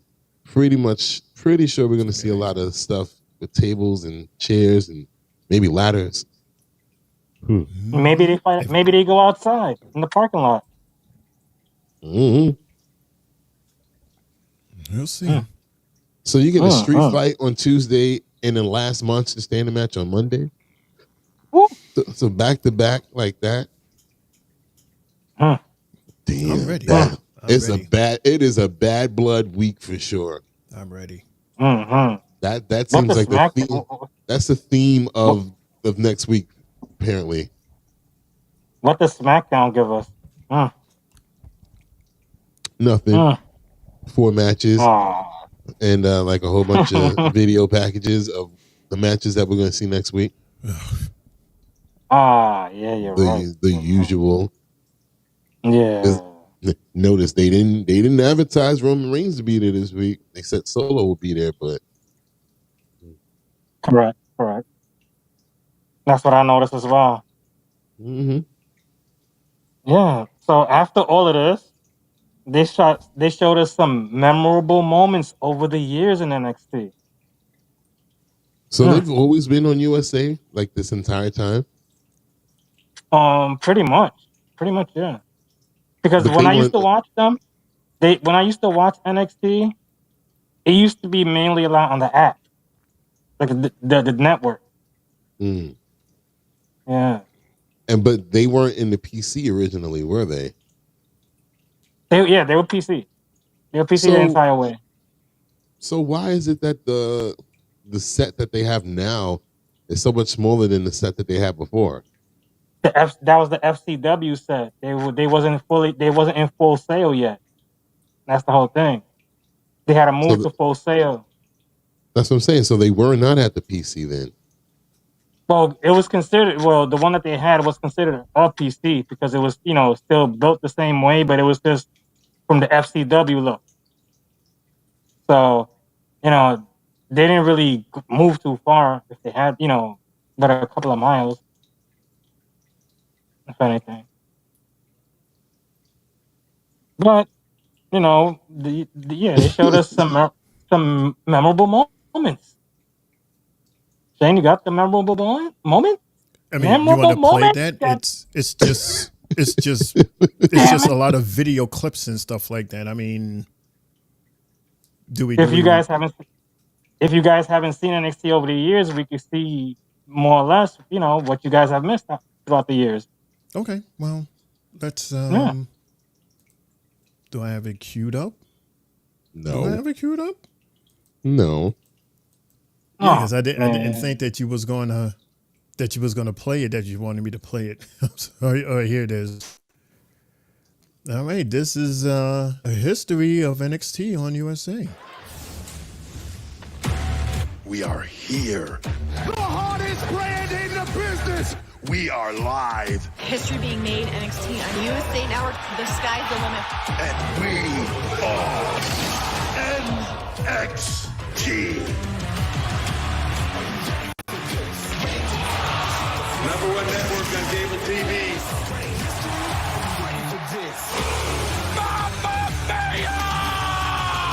What a moment! That shit was crazy. NXT and you can't whoop me.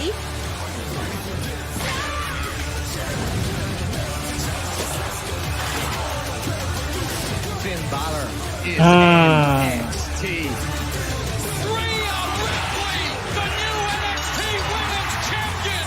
Name Damian Priest will live forever. Open your eyes, because we are the way. Goldie, Daddy's home. Let's go, kid. NXT is special.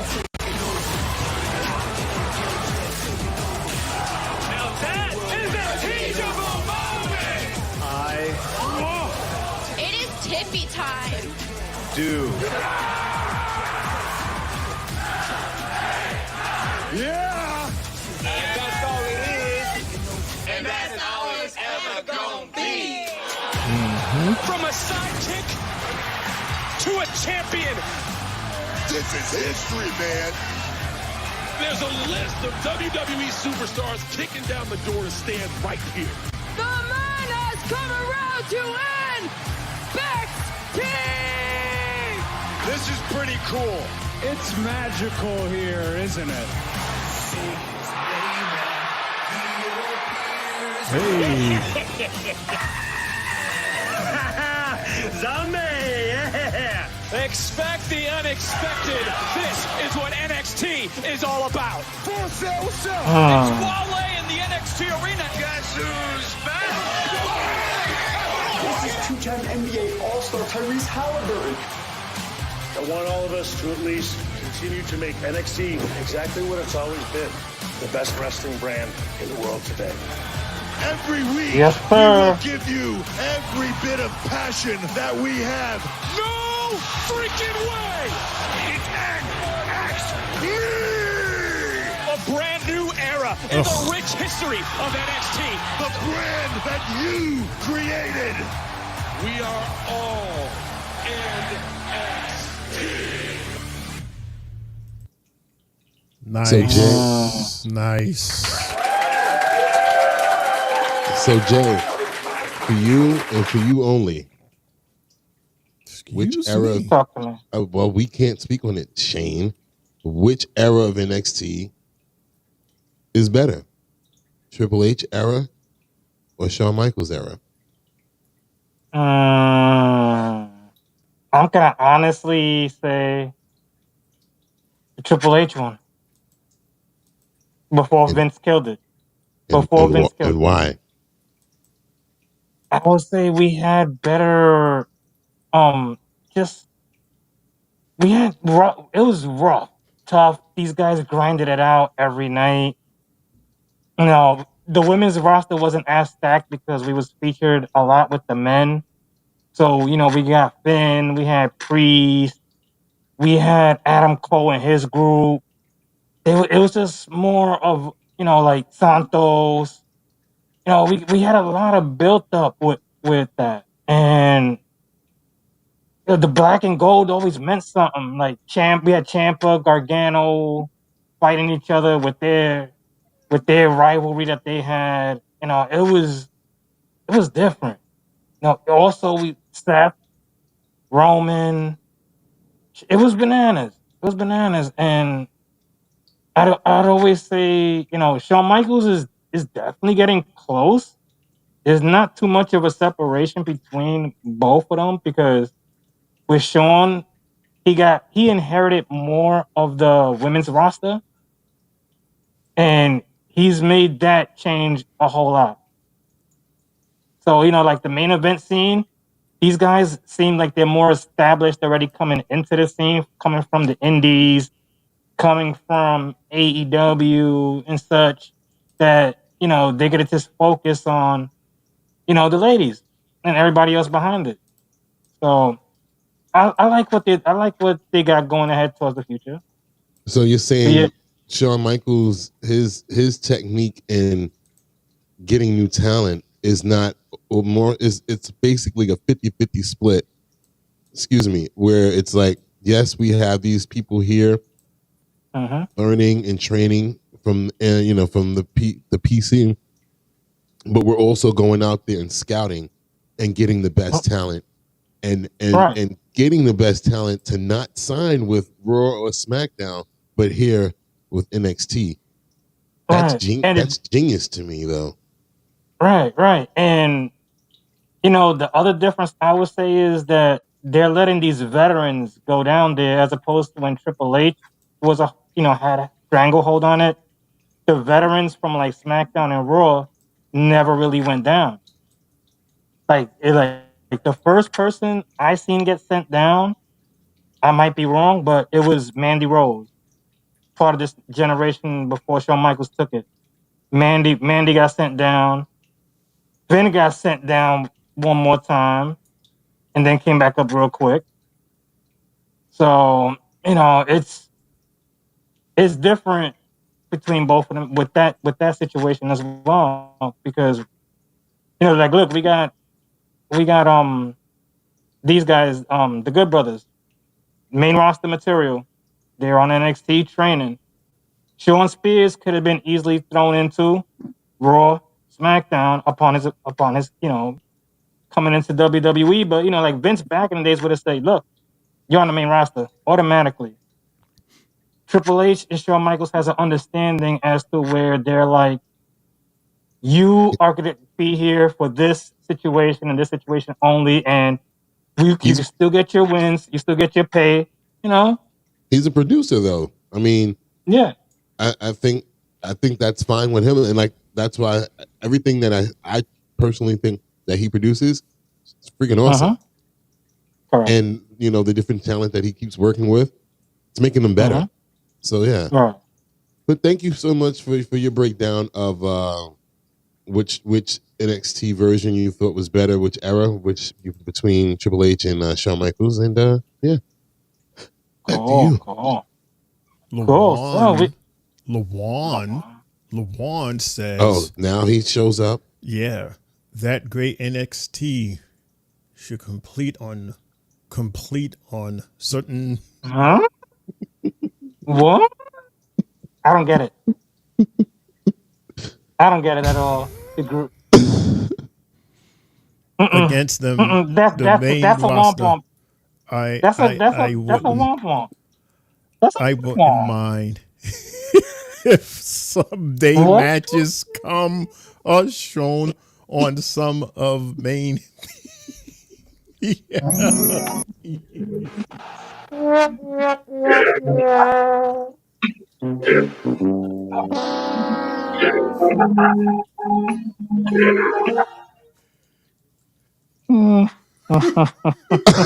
Okay. Shane, I think you were reading it in the wrong No, it's from top to bottom. I think. Let me see. I got it. Put it up on the screen. From the first message. Okay, so okay, he says, okay, take a breath. Okay, this is Mundo. Okay, this is what he said. This is this right here. I'm waiting for it. Give me a second. All right. Triple J, can you breathe in that mask? Hey, does Mundo, LOL, that great NXT complete on certain POE. Wait. See? Wait. I got it. I got it. So he's saying that some NXT talent should compete against the main roster talent, and he wouldn't mind seeing that. Boom. Got it. And now he's telling his TMI. What did he say? I was listening. Was in the bathroom getting cleaned up. LeBron,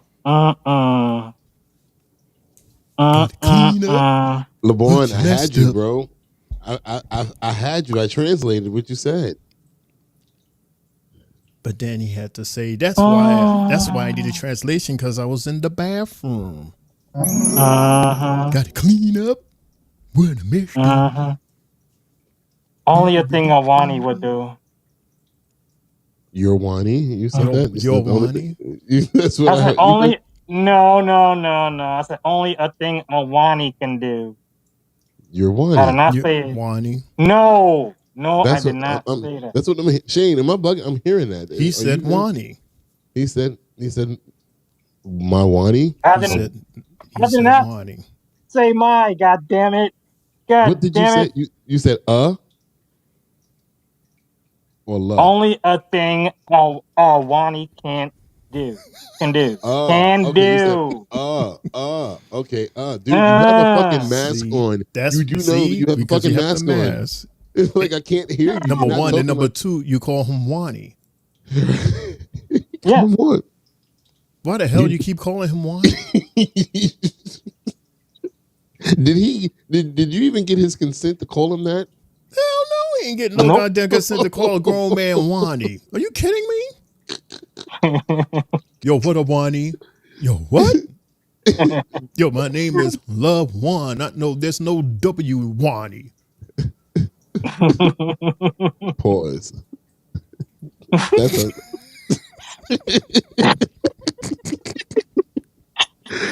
oh man. Mind y'all, whatever's going on with my eyes right now, every time I laugh, I'm crying. So I'm tearing. I'm like, that's why I keep wiping my eyes. It's kind of annoying a little bit, but really, Jay. I'm tearing in my mask right now, and it's very hard. No, you're sweating. That's called you sweating and dying back there behind that mask. Lawan goes, LOL. It's Spanish. It's a Spanish thing. It's a Spanish thing. Oh yeah, because Spanish men call each other papi. Hey, papi. Oh my god. That's a Spanish thing. When I was young, we had a custodian guy, old, old Spanish guy, and he'll say, "Hey, puppy," and for a second I thought he called me puppy. Puppy. Yeah, he all these little kids here say, hey, puppies, and I'm like, is he saying he calling us puppies? No, he was calling you daddy. He was calling me dad. He was calling us daddy. Puppies. Daddy. Puppies. Daddy. Jay, what does poppy mean in Spanish? Yeah, you too much. You too much, bro. Yeah, he's good day, puppy. Like daddy. Puppy. Right. He's calling us daddies? Yes. What do you think I'm telling you? Yes. He said, you thought I was just going back and forth with you? No, I thought he was calling us puppies. Because that's what it sounded like. He sounded like he said puppies. He said, puppies, little puppies. He said, I like the way you work. I like the way you work over there, daddy.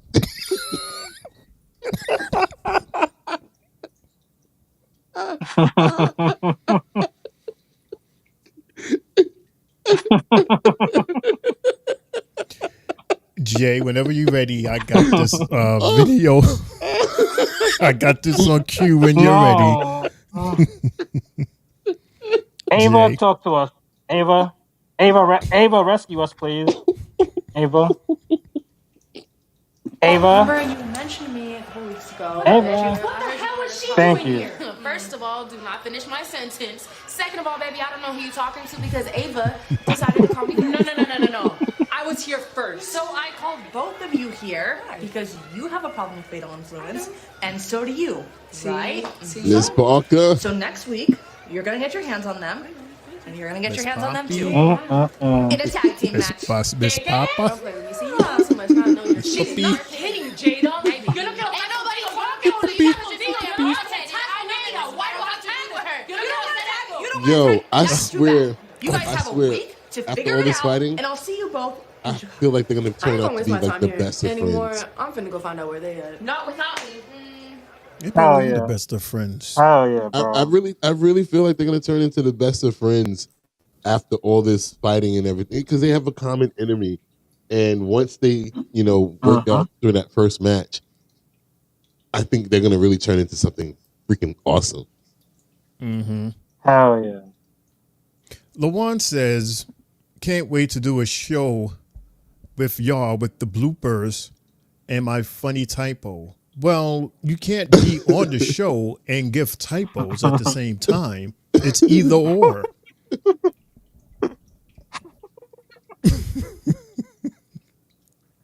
So it's up to you, dude. Like if you're not here and you're giving us typos, then there's your womp arms. But then if you're here and you actually say what you've been typing, I don't know if that's cool either.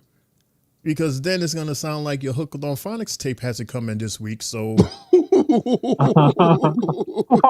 don't know if you want to do that.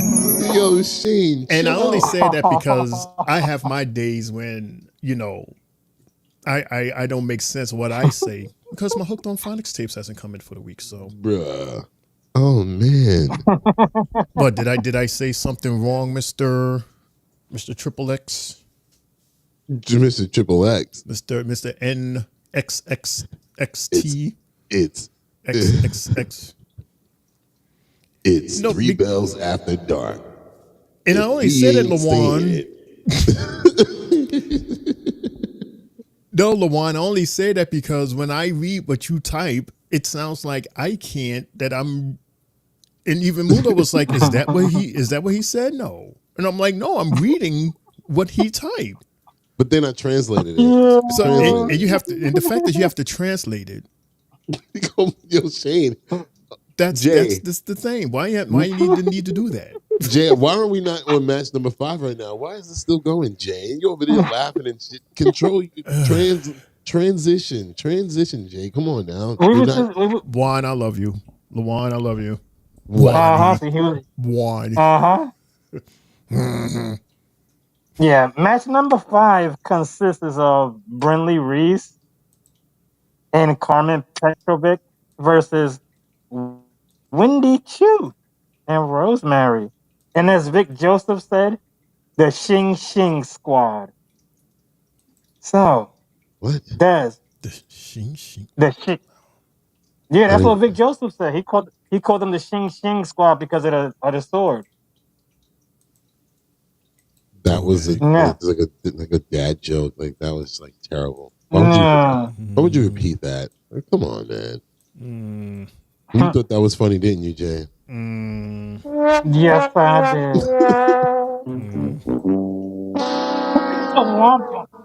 Bro, that Who was gets terrible. That was terrible. Hey, the dad joke. Yeah, the dad joke Yeah, was it's not you per se, it's the dad joke. Yeah, it was not. It wasn't giving Poppy at all. It was just hard. No puppy at all. No puppy. But okay, Mundo. Yeah, talk about it. Here we go again. Another match where I'm sorry, I just where's the camera? I wrote one thing, and I wrote the winners of the match was Wendy and Rosemary. 1 and 2, I just don't get the tag team. I don't understand the point of it, but finally they win a match. I think they won the match. I didn't care for it. I really didn't care for this match too. I don't know. I was about to say SmackDown. I'm so used to bashing SmackDown, but NXT was on the road tonight with these matches. I just was like, I don't give a fuck. I don't care. None of this stuff was appealing to me whatsoever.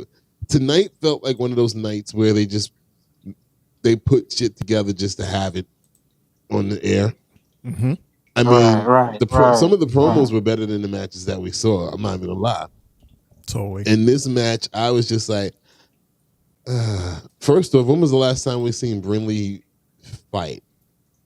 I think the last time we saw a fight was when Wendy debuted and she lost.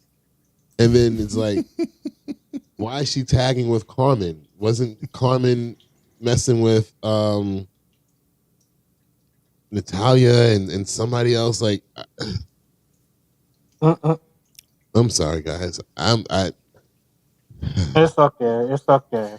The ending was, in my opinion, stupid. Because there's a match going on, and Mr. Whore himself, Ashanti, he decides to come out, and he's not coming out towards the girls in the ring. He's talking to, one of the ladies that's in the audience. And for some reason, which one was it? Was it Carmen? Yes, again. Carmen again. Same one from back Carmen again. She decides to turn around and look, and she's like, she's so worried about what this dude is doing outside of not only the ring, but outside of the match. He's not even paying these girls never mind, because he's trying to get his Mac on over here.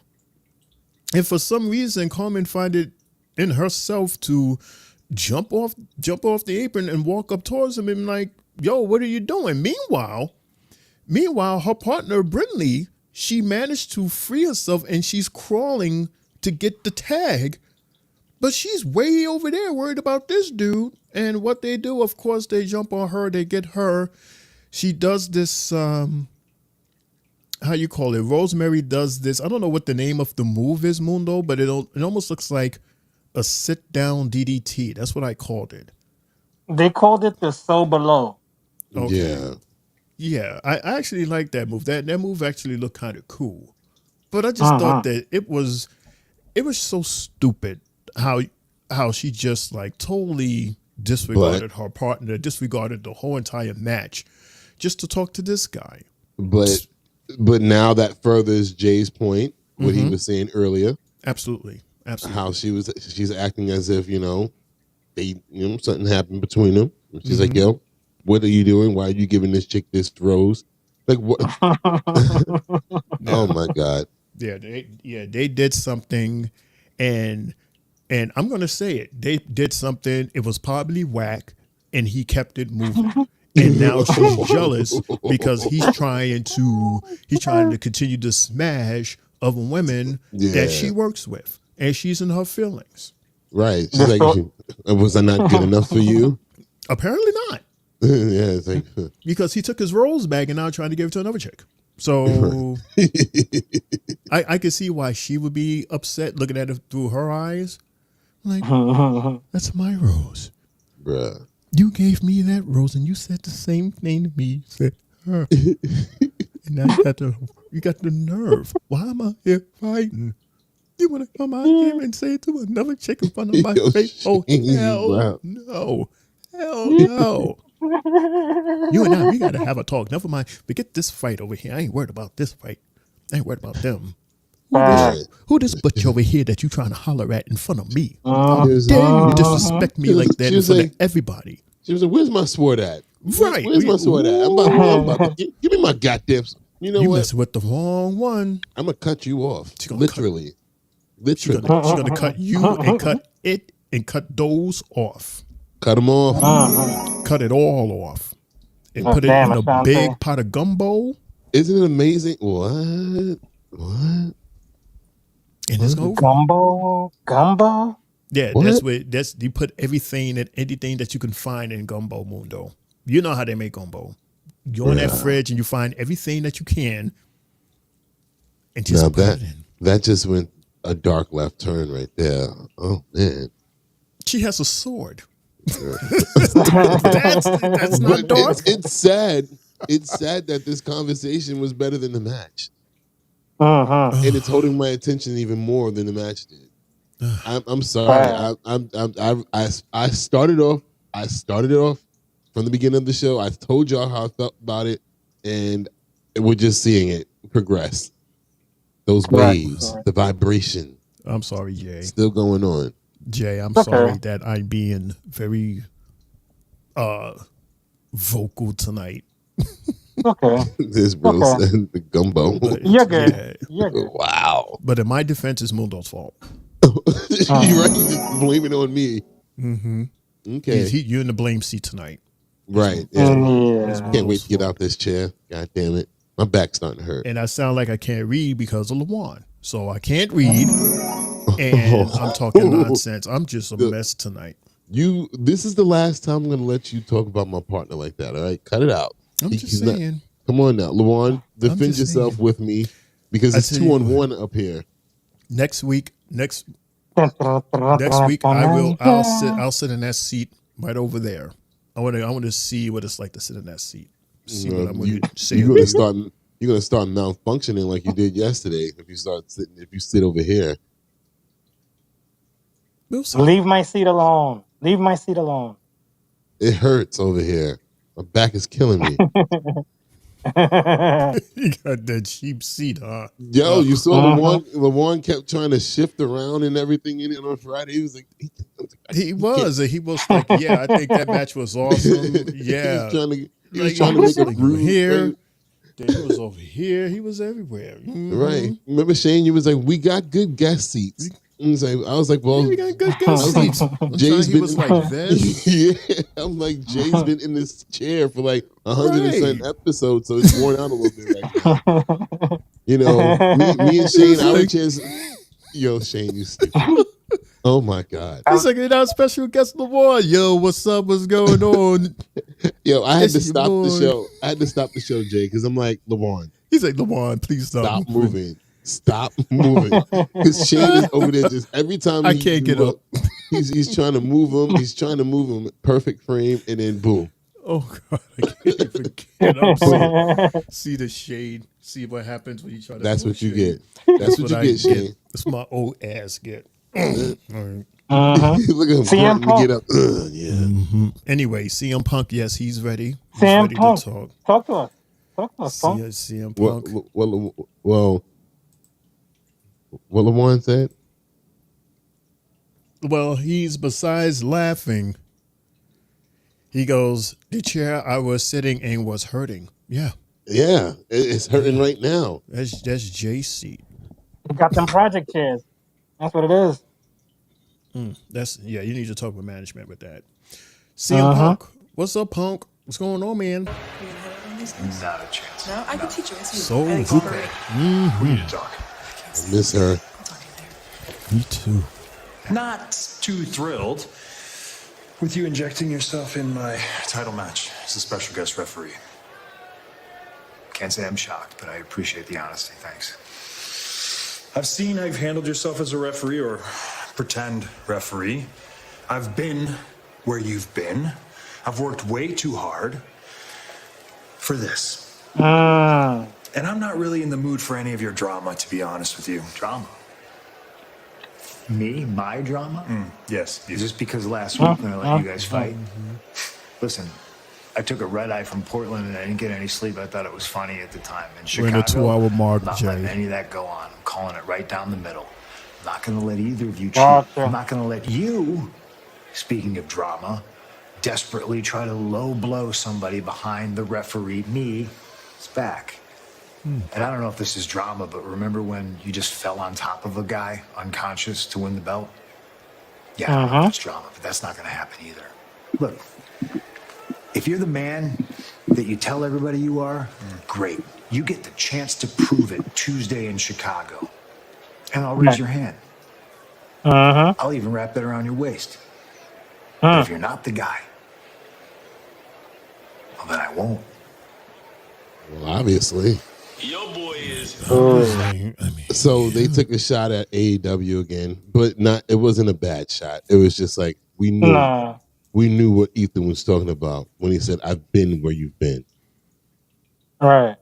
That was definitely noticed. I think that's almost as good as that time when they had all the AEW former guys in the same scene together. That was crazy.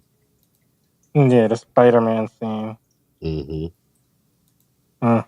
So, fellas, we got Fatal Influence in the press conference being interviewed. We do. And here they are. Here they be. What? Ladies and gentlemen, with me right now is Fatal Influence. Who is the first question? Sir? Next week, two of you ladies will face Lola Vice and Jada Parker. Have you decided who will be competing? Yep. This fake ass press conference. I'm sorry, sir. Would you like to know which two? That was so cringe, like bro. Lola, I don't understand Jada, it. and everyone else. But you'll find out Told next you. week. Next question. It's the show. It's the show Ladies, overall. You sounded supremely confident heading into next week. Yeah, of course we are. Why? You don't believe us? Oh, and sir, don't answer that. It was rhetorical. Okay. So, after your victory, what would be next for Fatal Influence? Listen, NXT has the strongest women's division in wrestling. In Fatal Influence, we want to be at the top of that division. Now, how do we go about doing that? It's simple. We win championships. Yep. You can quote me, you can tweet me, you're going to listen to me, and you're going to remember that I said this. All right, Cody Sonya Jordan, she Deville doesn't deserve Jr. to be the women's North American champion. And Fatal Influence has no problem taking Oop. Jada, Lola. Well, book her next week. She's so dramatic. I love Jada. Is she not Sonya Deville Jr. though? I mean, like, JC Jane. Literally, long hair. It's as if she was sitting in front of her makeup chair and Jay. You didn't hear me? I said, Jay. We can't see you. We can't see you. Like literally, we can't see or hear you. You got to reset yourself, dude. Jay, up. Then he's going. Oh no! And look, Lawan's right on top.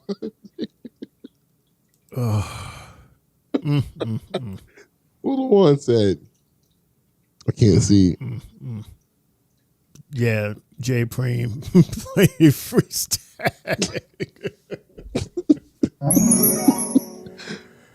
Oh boy! No, it's peekaboo. It's peekaboo. My pop says peekaboo. Damn Sub-Zero. All right, so wow, Jay with the jokes. After the NXT press conference with Fatal Influence, we had match number 6, which was A-Town Down Under versus Javon and Cedric. Actually, it's the main event. Yes, the main event. Shane, I'll say this. This match, I think, was the best match of the night. Spoiler alert for my match of the night. Because it actually had some continuity to it. And not to mention, I guess because of how young Javon is and how irrelevant Cedric has been, Theory and Grayson actually look really good tonight. They look like a formidable team who can challenge for the NXT Tag Team Championships. I don't forget if it's next week or the week after. There's so many goddamn matches that we told about, but I was very, very impressed with a lot of the stuff that they were doing tonight. And then, of course, I got to give my boy Javon his props. He hit two really, really beautiful looking and two very different Hurricanranas on both Theory and Waller last night. Well, yeah, technically last night. And him and Cedric had a nice double team that ended with the inverse cutter that Javon did when what was it? He kicked himself off of Cedric and he basically like flipped him over. Mm-hmm. I was like, okay, they probably worked on that very well because I was like, I never seen that before.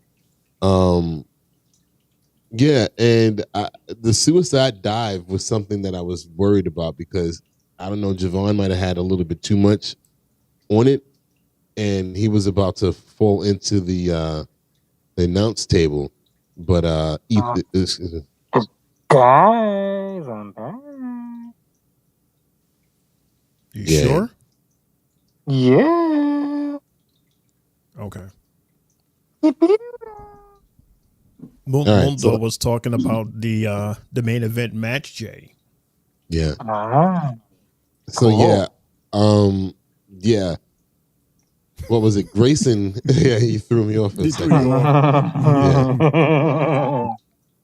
But Grayson caught Javon because he was about to go completely over the whole table and probably into the damn stands because he got a little bit too much bounciness on that. But he caught him and saved him. And I was like, wow. And then next thing you know, Javon goes off to the other side and jumps over the top rope, does a little pose, and hits Theory. And I'm like, okay, we got some momentum there. But I want to give a shout out, Shane, if you can give 3 bells to Grayson Waller for protecting Evans. Because that would have been really bad. It would have been a bad landing for him with that suicide dive.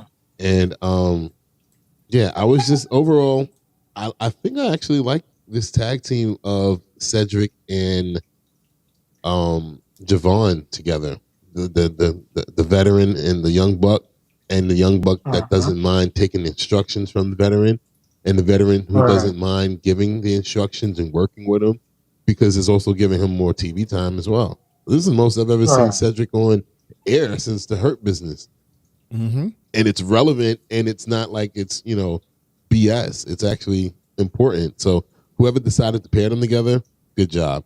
And then again, like I said, A-Town Down Under looked very formidable tonight. They looked very, very good in what they were doing. And I just want to end it off by saying fuck Fraxium, because they cost Javon and Cedric's match by putting their nose where it didn't belong. Shane. Hell yeah. Hell yeah. I mean, Mundo said it all. There's no need for me to repeat. I agree with everything he says. On a technical note, did you guys notice during the match, well, besides you noticing all the awesome moves, that on the lower left-hand side, it was basically giving us a recap or the results, rather, of the previous matches of the night, which I thought was like a cool touch. Yeah, I love when they do that. And they normally do that, a recap, and then also what's coming up next. But obviously, it wasn't much after this match because this is our main event. Right. But I love that. I love those graphics.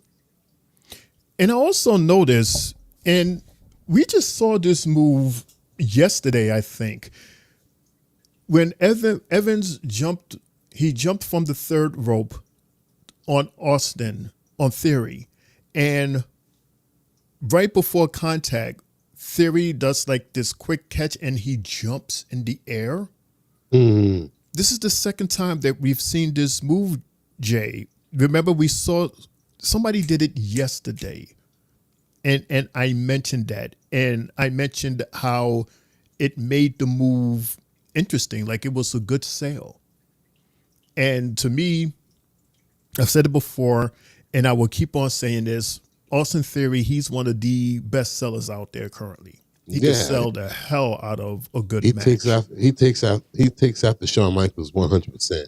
Absolutely. Which is why I'm not surprised he's on NXT right now. Shawn probably wanted him to like, I need you real quick. Yeah, I mean, you could love him or hate him, but all around the whole package of that dude, he's dope. He really is a dope superstar. Yeah. Got to give him his credit. And I'm happy that they saved him and got him away from that Vince McMahon character. You know, remember, he was basically Vince's boy until Vince I hated left. that. That was so creepy. Yeah. Triple H was punished. He was getting punished. Yeah, he did. He punished him for a minute after Vince left. And then remember when Roman Reigns even was like, your daddy's not here anymore. But yeah. Shame. Yeah, Jay. Yeah, man. So, since that was our main event, we're going back to the press conference with Trick Williams. And he's walking up. He's stepping up. Whoops. What happened? I pressed the wrong button. I pressed the wrong goddamn button. Okay, here's the right button. Here we go. Question. Rick, you're 7 days away from the biggest match of your career. What does a win mean to you? A win means everything. Who's that? Take a look back, all the NXT greats, Someone understand? hundreds of them, maybe 20 to 25 of them able to hold that NXT title. Crazy. Less than that, maybe 5 to 6 able to hold that thing twice. I want to be part of that group. I've held that title once, and I want it back. Bad. Putting all the history to the side. NXT's reaching new heights. I got to be in the lead of that. It can't be Ethan Page. It has to be me. And I'm going to do everything in my power to make sure that happens next week. Trick, do you think CM Punk will play a factor in this match as special guest referee? Look, man, I already talked to Punk. We good. I'm going to focus on Ethan Page, and you know I don't like Buddy. But I got to respect the fact he always finds a way to get the job done. So I got to do what I got to do. Lean back on what I learned from Pete Dunne. I got to be confident. I got to control my emotions. Yep. I got to beat Trick Williams. Right. And if I do all those things, I guarantee, best believe, you all will have a new NXT champion next week at the All-State Arena. I promise you that. He finally gets it. Thank you for your time. Thanks so much, Trick. He finally gets it. You see what I'm talking about, Jay? That is what I've been saying since the whole thing with him and Melo. Get out of your fucking feelings. Your feelings is not going to win matches. You got to think. You got to use your head in terms of beating your opponent. You know your opponent, but you are so in your feelings that your feelings is clouding everything that you should be using in order to win and to step ahead. And Melo knew that, and Melo was taking advantage of that, and Melo was using that, and that's why Melo was beating him and going ahead of him. And now he's realizing that, and he's like, Trick needs to have a conversation with Trick. Trick needs to get out of Trick's feelings and use his strength and use his brain to study his opponent, Ethan Page, see what it is that he does, see how he flows, find out where his weak spots are, find out where he could take advantage of certain parts in the ring at certain times, where he's at his weakest, where he has his strongest. You got to think of all of that if you want to beat this dude, man. And you can do it. But just like I said from day one, get out your fucking feelings.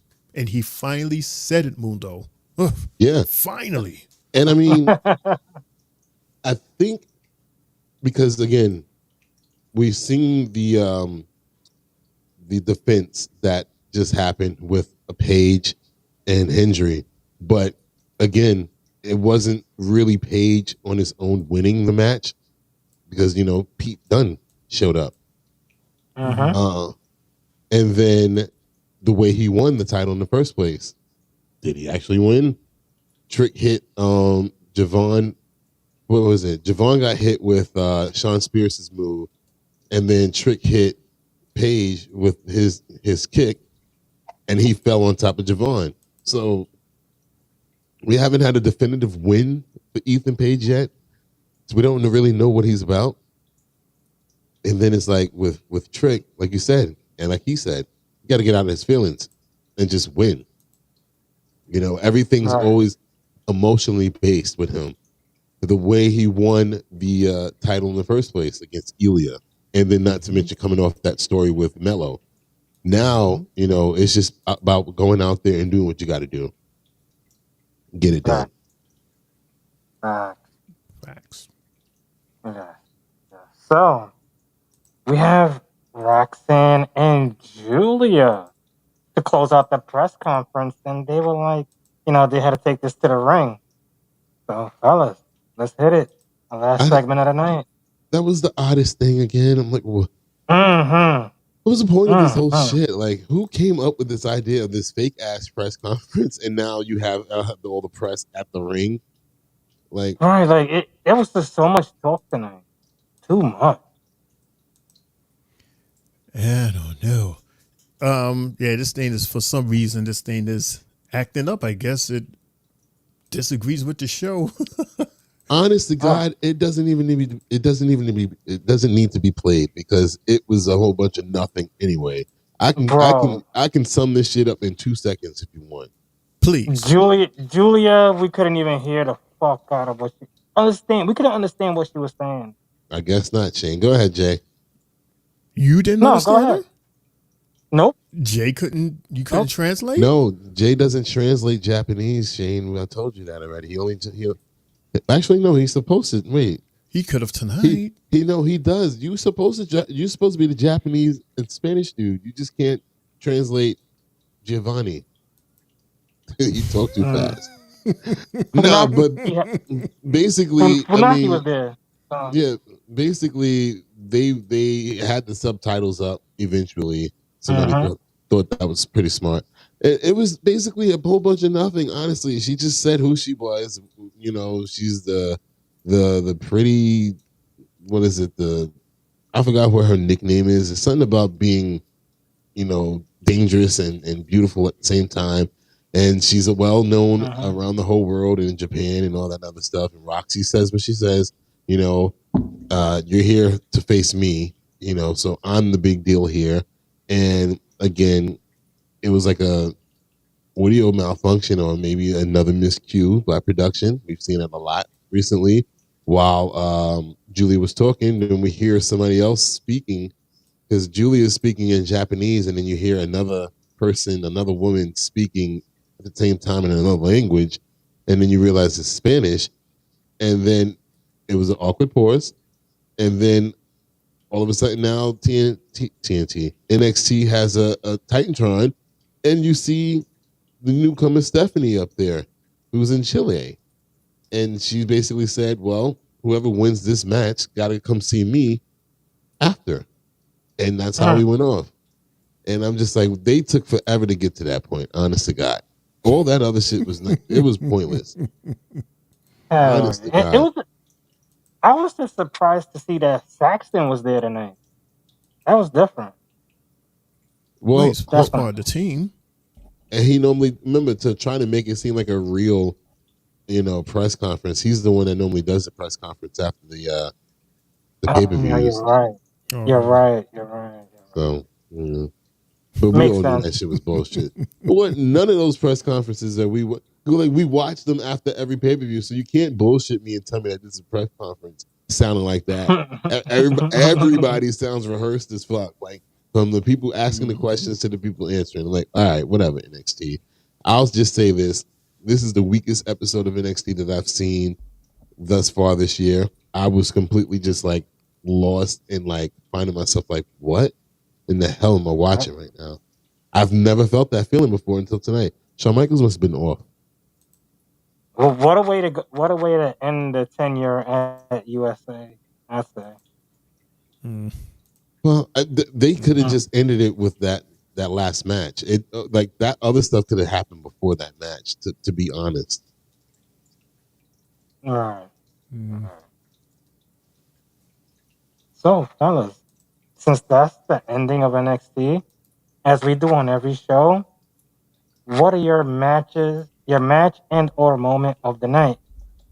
We can lead off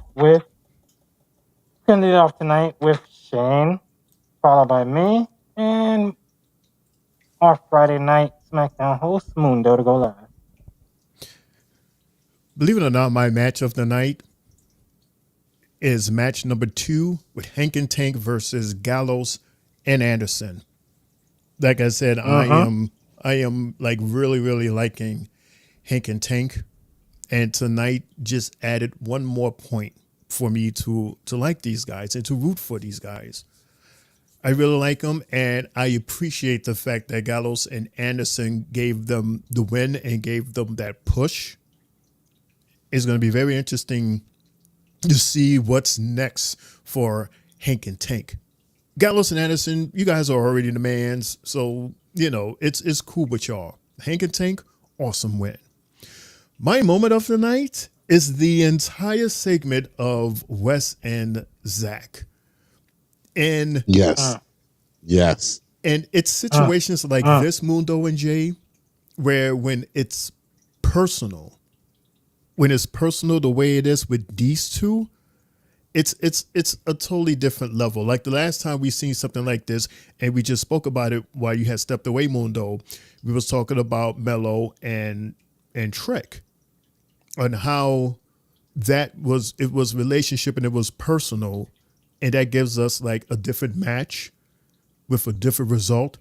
So I'm expecting that with these two guys, and we saw it tonight, the way they went ham and just, you know, on site just go ham. So that is my match and moment of the night.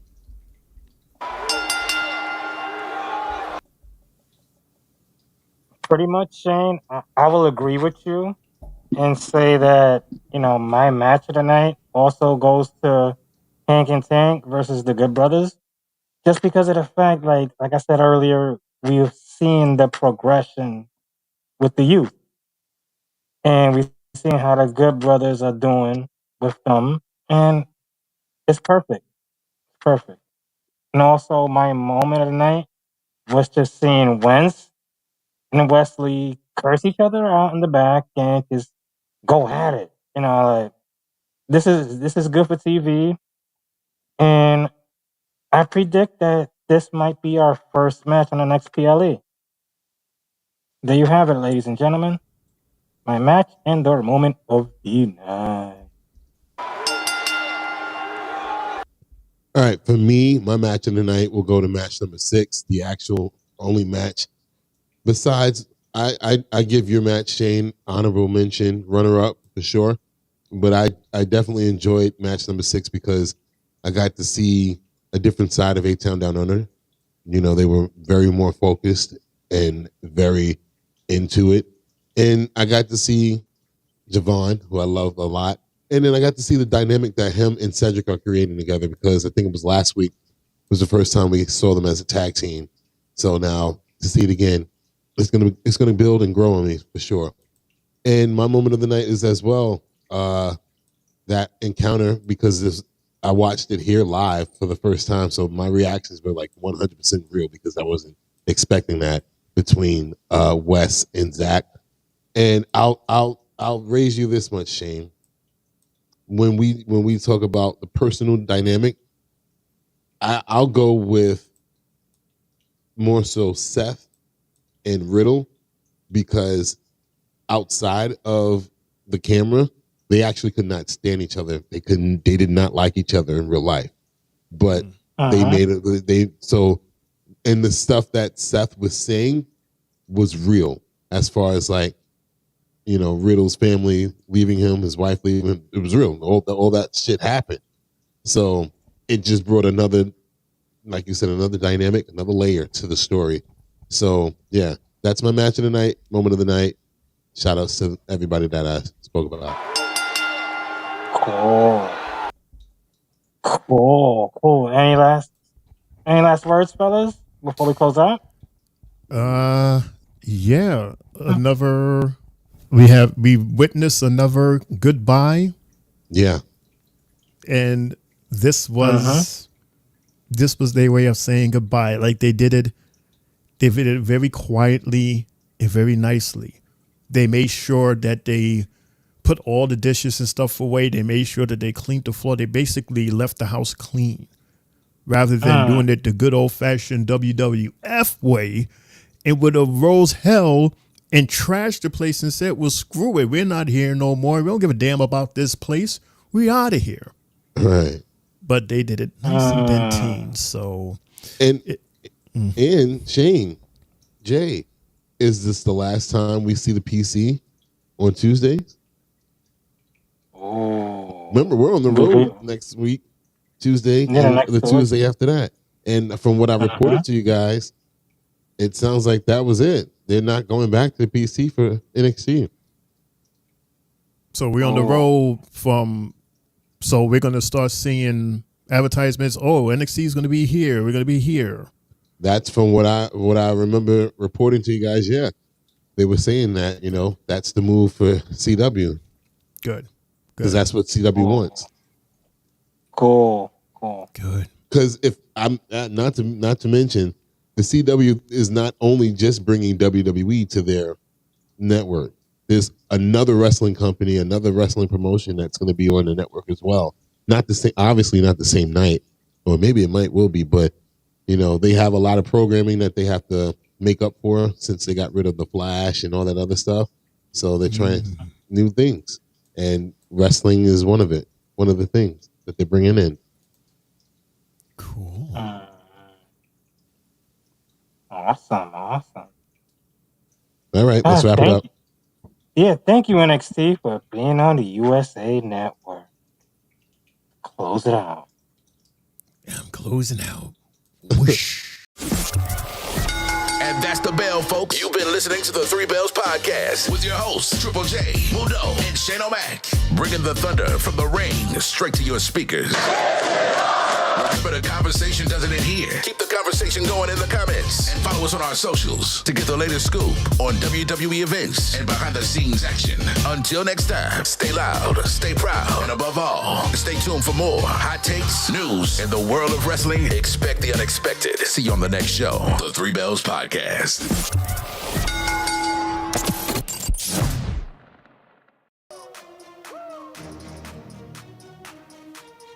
Fellas, as always on a Tuesday/Wednesday, I'd like to thank you guys for just joining me here on NXT as always.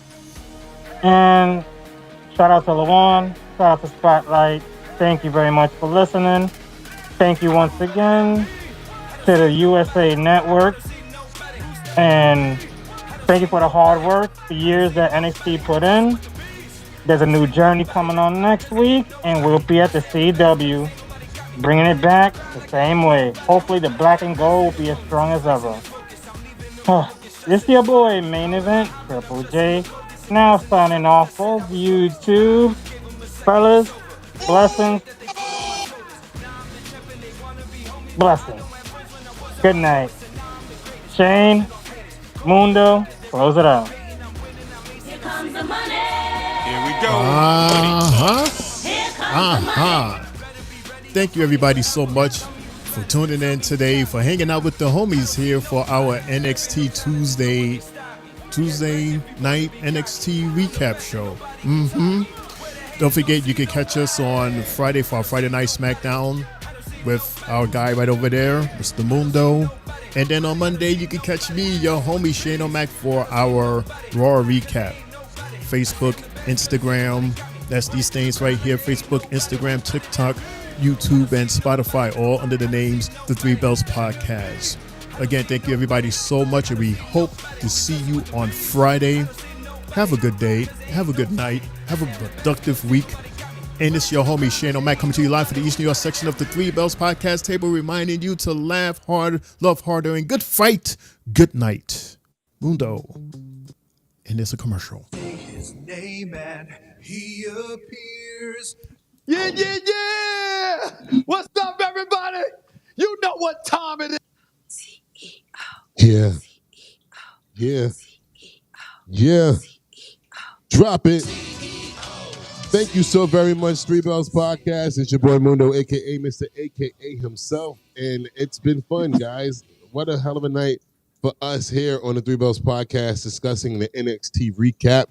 NXT, you guys tried your best to finish out strong for the USA Network. On to the CW, as the guys mentioned. Just some updates on my end for all of us. I will not be here this Friday Friday Night SmackDown recap will be hosted by its originator, the one and only Shane O'Mac. Yes, and it will be on its new start time at 10:30 p.m. 10:30 p.m. start time for Friday Night SmackDown with your boy Shane O'Mac hosting, Triple J, and of course the Prince of Friday Night, LaVon, stepping in. Also, be advised, Monday will be the last start time at 11:30 for Monday Night Raw, as Raw will go to 2 hours starting the following week, ending at 10 o'clock. So Raw will start at 10:30 for us to recap for Monday Night Raw. So next week will be the last time you have to stay up super, super late. It will be more reasonable. So, and that episode of Monday Night Raw will be hosted by yours truly, the CEO, Mundo. Oh, man, back to Monday Night Raw I go. It's only right, that I finish out the 3-hour show.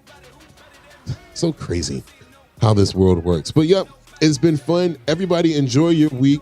I will definitely enjoy mine. And Shane, since I'm not going to be on the show for Friday, I just want to give a shout out to my aunt Trisha Smallwood Stewart. After 25 plus years of service with MTA New York City Transit, we are celebrating her this Saturday and for her retirement party. Shout outs to her. Shout out to my girl Lenicia. It's her birthday on the 28th this Saturday. Shout outs to Chandra. It's her birthday on Friday the 27th. Today is my sister's birthday, Tia Hill, 24th of September, turned 26. I love you, love you, love you, love you. Those are my birthday shout outs and anniversary shout outs for the week because I will not be here for Friday. So thank y'all so much. I love everybody. I'll be back next Monday. Shane O'Mac, Triple J. You guys have a great show on Friday. I'll be back for Bad Blood Week because it's going to be a hell of a week we got next week, guys. I love y'all so much. And everybody, thank y'all so much for listening in, for watching. It's your boy Mundo, a.k.a. Mr. A.K.A. himself.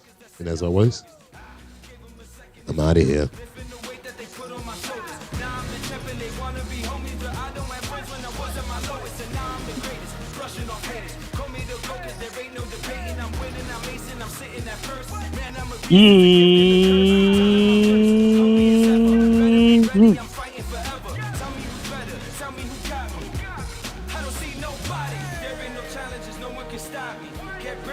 And as always, no yeet. He wants to do what? No one wants to hear us flashing the pipe. No.